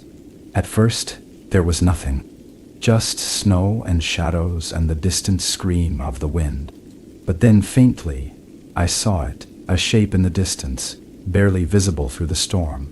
It was square and dark, the unmistakable outline of a building. I didn't question it. There wasn't time for questions. I grabbed what I could carry, flashlight, spare gloves, the emergency kit from the cab, and started toward the building. Each step was a battle against the snowdrifts that came up to my knees, my boots slipping on the icy ground. The wind tore at my coat, the cold seeping through every layer until it felt like my bones were freezing. The building loomed closer, its outline growing sharper as I trudged forward. It was a squat two-story structure, its windows dark and its roof heavy with snow. A faded wooden sign swung from chains above the entrance, the letters barely visible beneath the ice. Snow Haven Lodge. I pushed open the door, the hinges creaking loudly in the stillness, and stepped inside. The warmth hit me immediately, unnatural after the bitter cold outside. The air was heavy, the kind of warmth that felt stagnant, like the building had been sealed off for too long. The lobby was dimly lit, a single bulb flickering above the front desk. Dust clung to every surface, but the room wasn't empty. Chairs were arranged neatly around a low coffee table, and an old clock on the wall ticked steadily, its hands frozen at 9:12. I set my bag down and looked around, the flashlight beam sweeping across the room.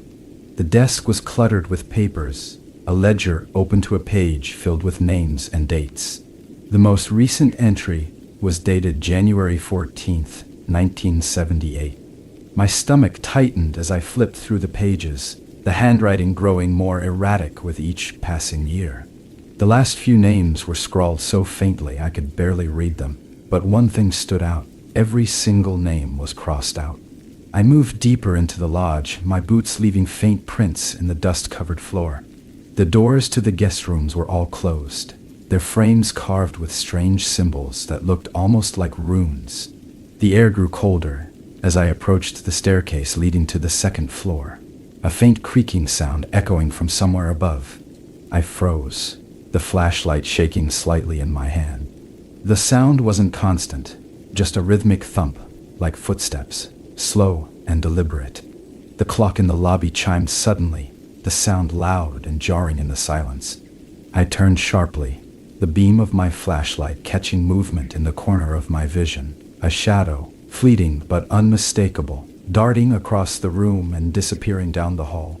My pulse quickened as I stepped back toward the entrance, but something stopped me in my track. A piece of paper lay on the reception desk, half buried beneath a stack of old brochures. It hadn't been there before. My hands trembled as I picked it up, the edges brittle with age. The handwriting was jagged, as though it had been scrawled in a hurry. Do not stay past midnight. Do not open the basement door. The clock on the wall ticked loudly behind me, the sound slow and deliberate. I turned to look at it, and my stomach dropped. The hands were moving again, the second hand jerking forward with each tick. 11:47. Outside, the wind howled louder, and the rhythmic thumps from upstairs grew faster, heavier, like something pacing just beyond my sight. My flashlight flickered, the beam dimming as the carvings on the doorframes began to glow faintly, their patterns pulsing in time with the ticking clock. And then, somewhere in the depths of the lodge, I heard the unmistakable creak of a door opening. The creak echoed through the lodge like a gunshot, cutting through the rhythmic ticking of the clock and the howling wind outside. My breath hitched, the sound hanging in the air, pulling my focus to the hallway that stretched into darkness. My flashlight shook in my hand as I turned toward the source of the noise. The lodge, so still and heavy with silence before, felt alive now. Every shadow seemed to stretch further, every faint sound sharper, every breath harder to draw.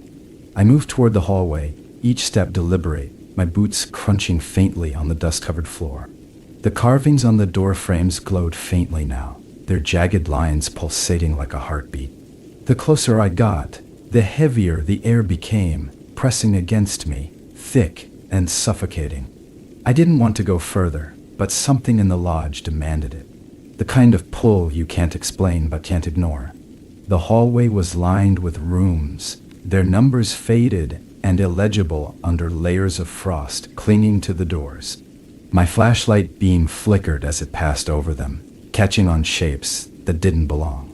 Scratches carved deep into the wood, marks that looked too deliberate to be random.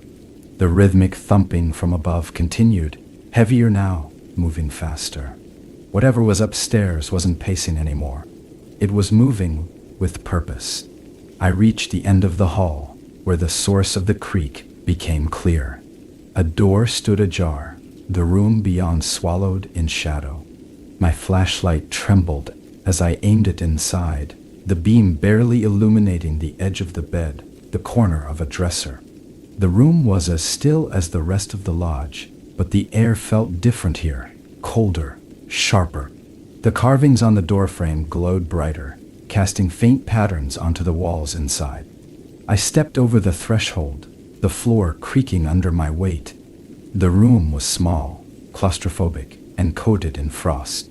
The bed was neatly made, the sheets pulled tight, but the pillow was indented as though someone had been lying there moments ago. The dresser held an old lamp, its bulb long dead, and a stack of papers yellowed with age. My breath fogged in the freezing air as I reached for them, my fingers stiff and trembling. The papers were handwritten, the ink smeared in places, but mostly legible. They weren't notes, they were confessions, fragments of thought scrawled in jagged lines, desperate and panicked. It watches, it waits. The storm feeds it. The snow is its veil. The runes keep it back, but they are weakening. The lodge won't hold much longer. Do not let it out. Do not let it follow you. I dropped the papers, my stomach twisting as the words sank in. The thumping above grew louder, the sound vibrating through the walls, through the floor, through my chest. It wasn't random. It had a rhythm, deliberate and slow, like a heartbeat, or a warning.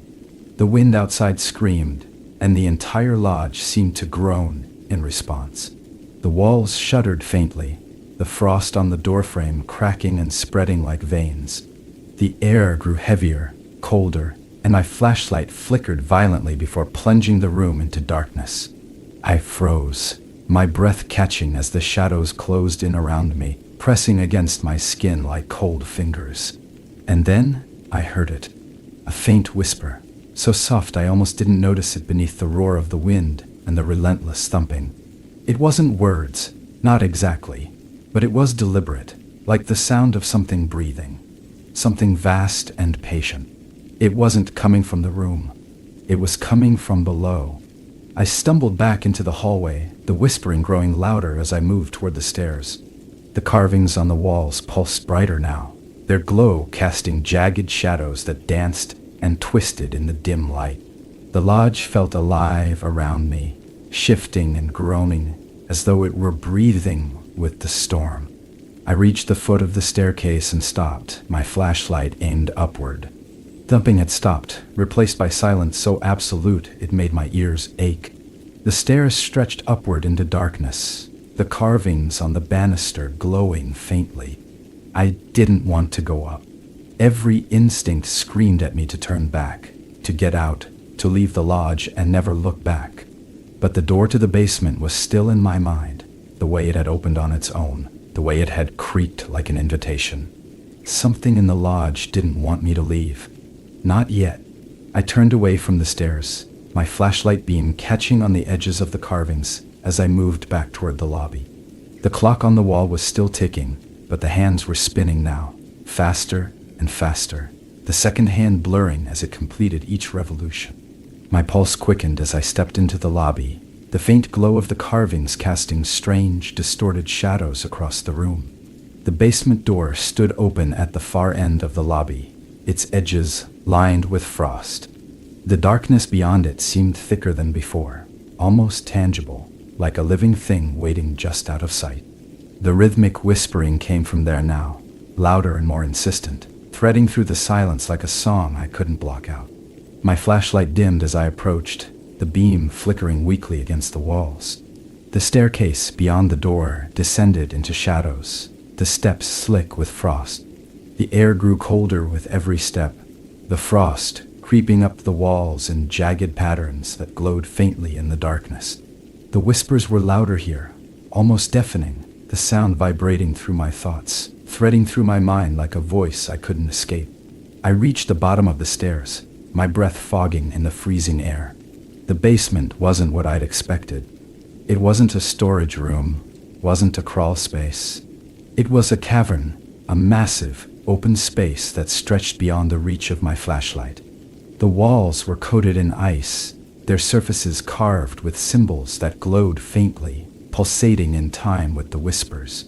The floor was covered in frost, but beneath it I could see shapes, bones, scattered and half buried, their edges sharp and jagged. The air was suffocating here, heavy and laced with the faint scent of decay.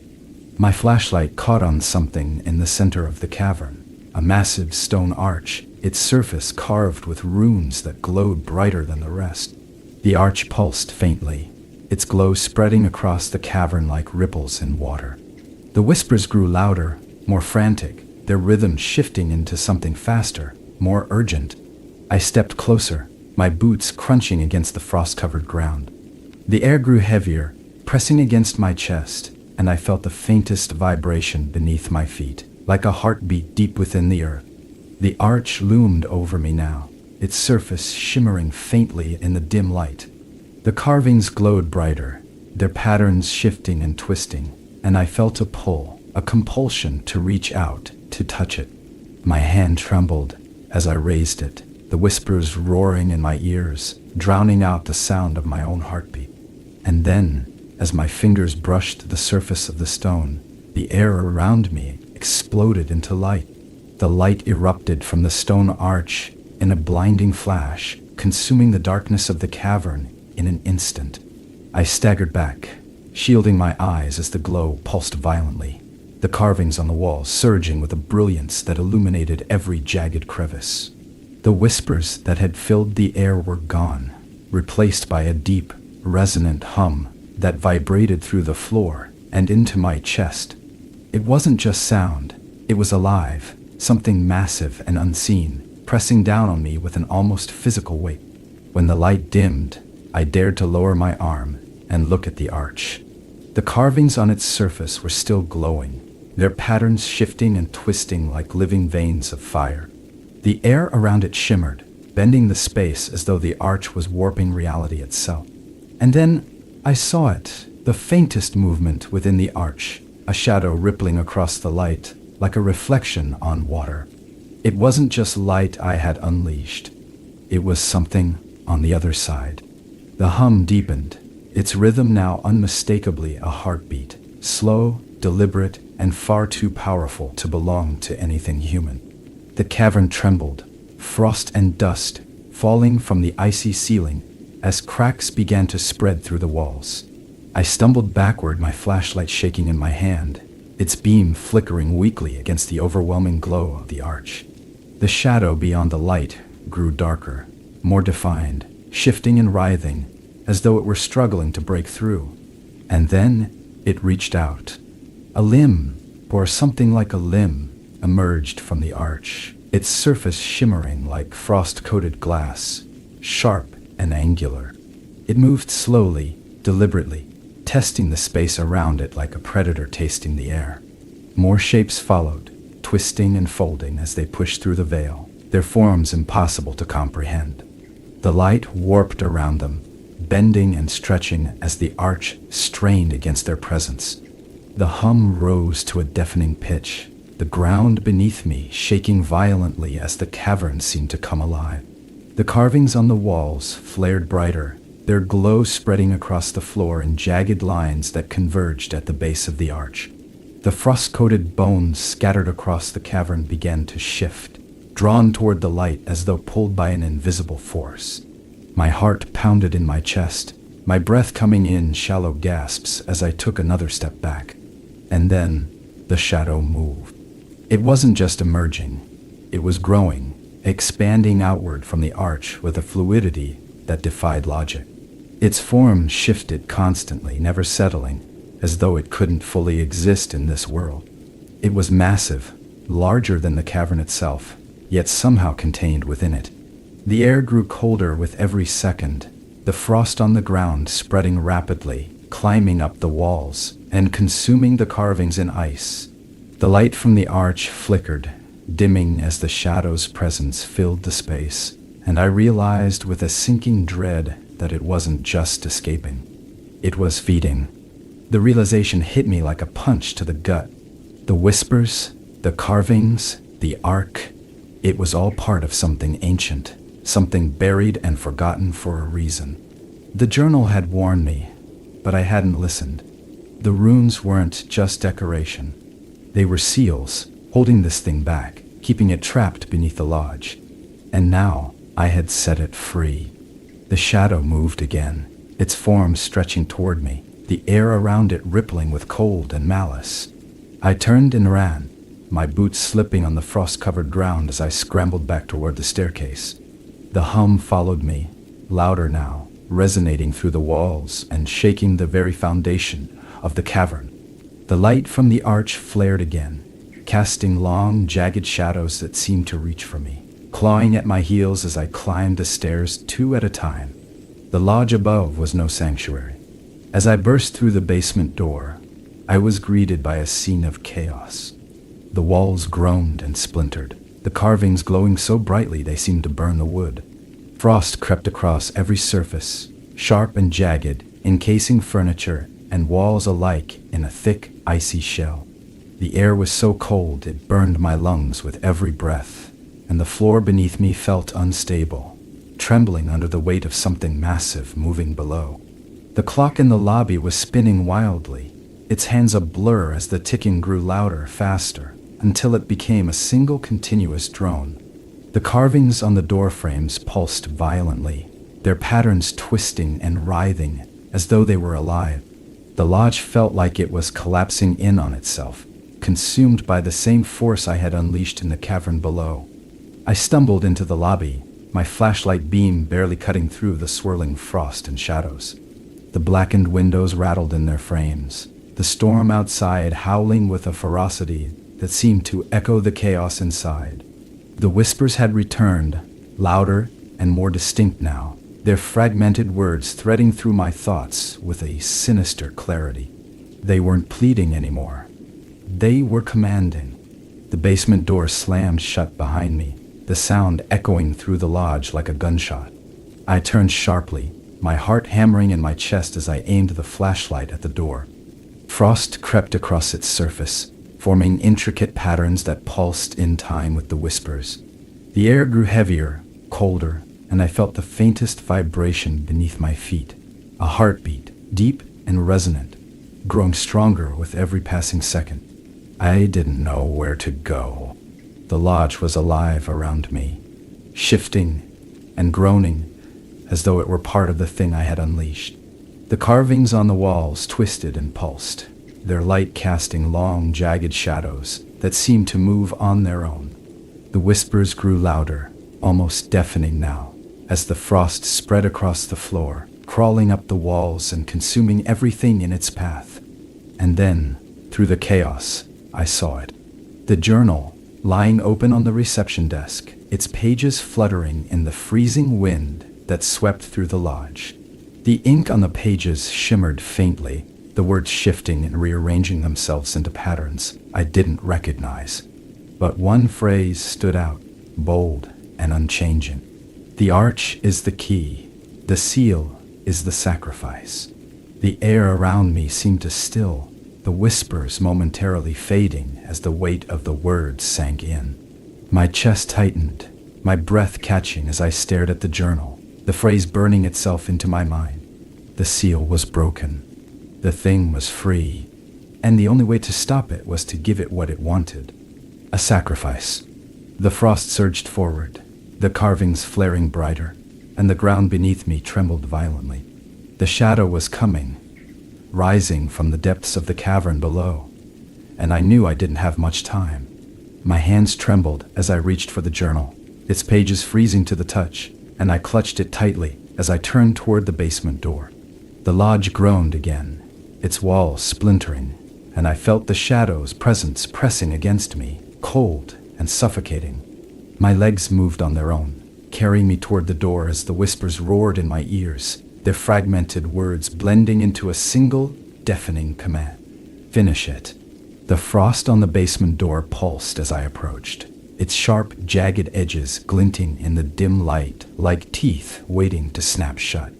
The carvings had stopped their glowing rhythm and were now constant, casting harsh shadows that stretched and twisted unnaturally across the walls.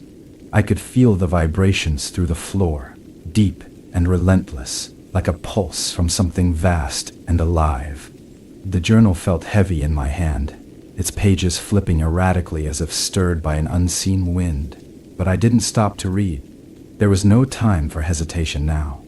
I gripped the handle, its frozen metal biting into my palm, and pushed the door open. A rush of air hit me, not cold this time, but hot, almost scalding, carrying the faint metallic tang of blood and something else, something ancient and sickly sweet. The staircase stretched before me, descending into darkness, the frost-covered walls on either side seeming to lean inward.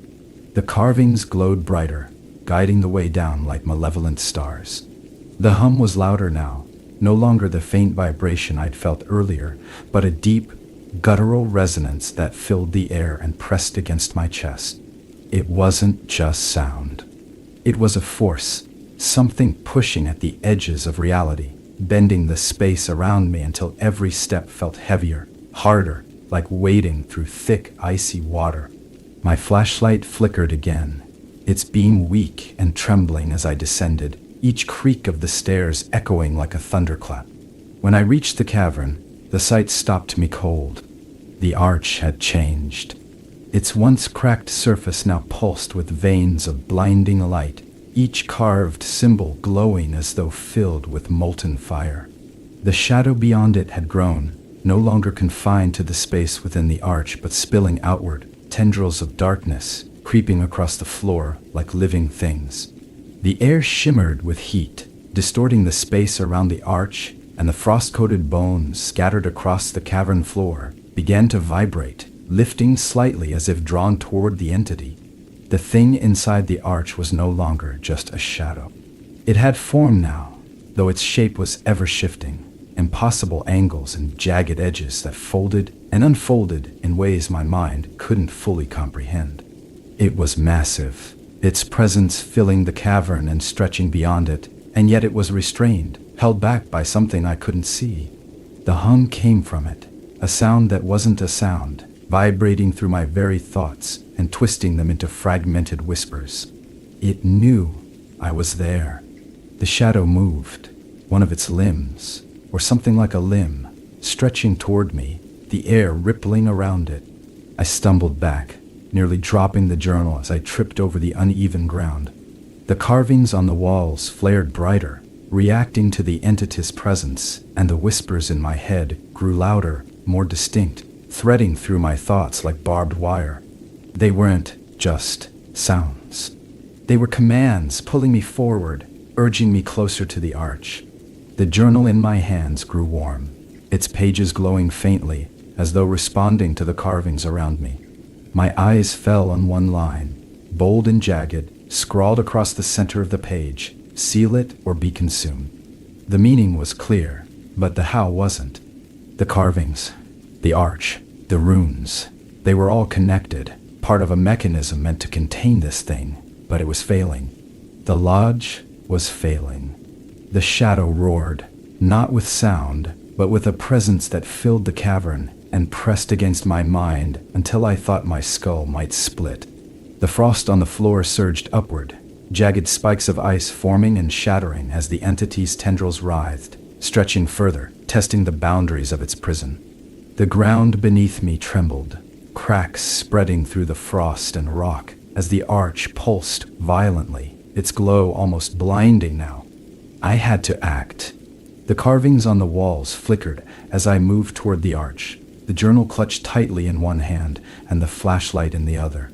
The whispers grew deafening, drowning out the hum, the roar, everything, until all I could hear was their chaotic, frenzied chant.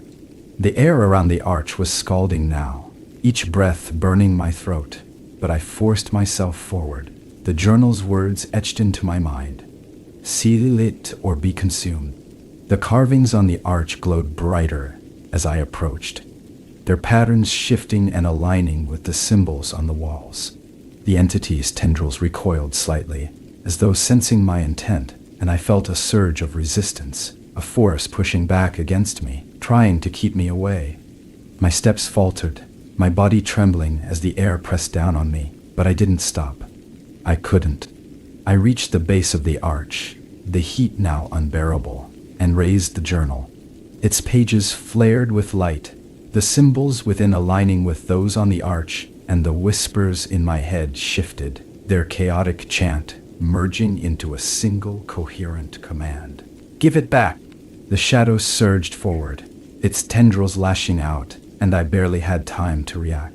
One of them struck the ground inches from where I stood, shattering the frost and sending shards of ice flying.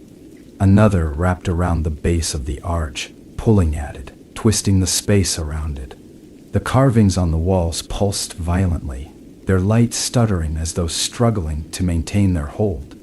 I opened the journal to the final page, its glow now blinding, and pressed it against the arch.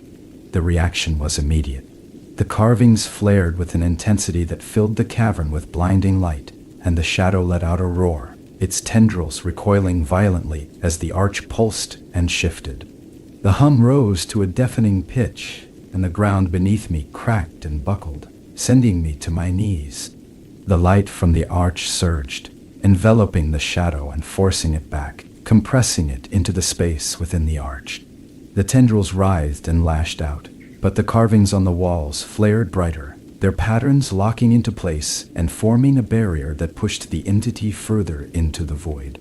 The whispers in my head turned to screams, chaotic and desperate, as the arch began to close, its light dimming as the shadow was dragged back into the darkness.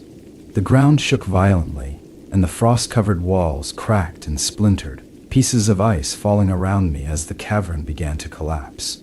The shadow let out one final, guttural roar before the arch sealed completely, its glow fading to nothing. The carvings on the walls dimmed, their light flickering and fading, and the hum stopped. Silence. I collapsed onto the frost-covered ground, my chest heaving as I gasped for air. The cavern was dark now, the carvings gone, the arch inert. The shadow was gone, sealed away once more, but the weight of its presence lingered, a faint, suffocating pressure, that pressed against my thoughts like a distant echo. The lodge was still trembling as I climbed the stairs, the frost receding slowly as the air grew warmer. The carvings on the walls were gone now, their faint glow replaced by jagged cracks that spread through the wood. The storm outside had stopped, the wind replaced by an eerie, heavy silence. But as I stepped into the lobby, I felt it again, a faint hum, deep beneath the floor like a heartbeat. The hum was faint, barely perceptible beneath the creaks and groans of the lodge settling above me. But it was there, steady, unyielding, and alive. My legs felt weak as I stepped into the lobby, my boots crunching on frost-crusted planks that glistened faintly in the dim light filtering through the cracked windows. The storm had stopped, leaving an unnatural stillness in its wake, but that quiet didn't bring relief. It felt wrong, empty, like a vacuum waiting to be filled. The journal was still clutched in my hand, its cover stiff with frost and its pages frozen shut. It felt heavier now, as though it carried the weight of what had just happened below. I set it on the counter of the front desk, but I couldn't tear my eyes away from it. The faint pulse of the carvings that had been etched into the walls was gone, but their absence only made the room feel more oppressive, more hollow. The lodge had changed. It was no longer a place, but a vessel, emptied, perhaps temporarily, but never free. I moved toward the door, my breath fogging in the frigid air as I gripped the handle.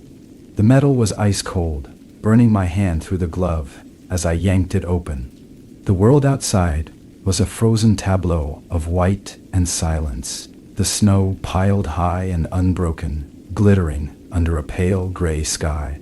The wind had stopped completely, the trees standing motionless against the horizon. It should have felt like an escape, but as I stepped outside, I realized it wasn't over. Not yet. The ground beneath my feet still carried the faintest tremor, as if the earth itself was restless. I turned back to the lodge, its dark shape looming against the snow like a bruise on the landscape. The windows were black, their glass shattered and edges frosted over, but I thought I saw something move inside, a flicker of motion in the shadows, gone as quickly as it appeared. My chest tightened as I took a step back, my boots sinking into the snow. The journal's final words echoed in my mind: seal it or be consumed. I didn't understand the cost until now. The hum grew louder as I moved further from the lodge, its faint pulse following me like a second heartbeat. I could still feel the presence of the thing from the cavern, not as a physical shape, but as an impression, an emptiness that pressed against the edges of my thoughts, twisting them, pulling at the fragile threads of my sanity. The lodge wasn't just a place. It was a wound, a point of weakness in the fabric of reality, and whatever I had done to seal it wasn't enough. The cracks were still there, invisible but spreading. I reached the snowplow, its battered frame half buried in a drift, and climbed into the cab. The engine sputtered as I turned the key, reluctant to start, but after a few agonizing moments, it roared to life. The warmth of the heater was a welcome reprieve from the biting cold, but it didn't soothe the gnawing unease that had settled in my chest. I glanced at the lodge through the frost-covered windshield, half expecting to see it crumble or vanish altogether. But it didn't. It just stood there, silent and still, as though it had always been part of the landscape.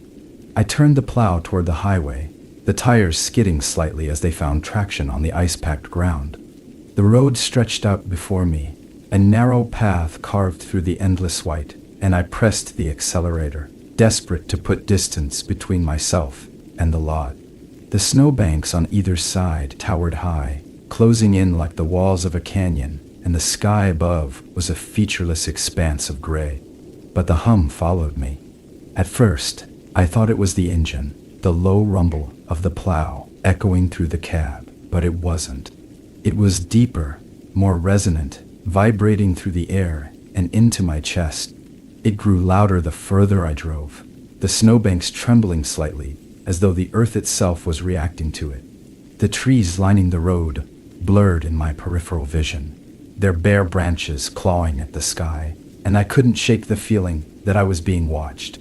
The radio crackled to life suddenly, static filling the cab with a sharp grating sound. I nearly jumped, my hands gripping the wheel tightly as the noise gave way to fragments of a voice, low, distorted, and barely audible. It wasn't any language I recognized, but the tone was unmistakable. A warning, or maybe a command. The hum rose in response, drowning out the voice as the cab began to shake, the vibrations rattling the glass and making my teeth ache. The road ahead shifted. At first, I thought it was an illusion, the distortion of the storm playing tricks on my eyes, but it wasn't. The snowbanks on either side began to collapse inward, the ground beneath them cracking and splintering as though something massive was moving beneath the surface.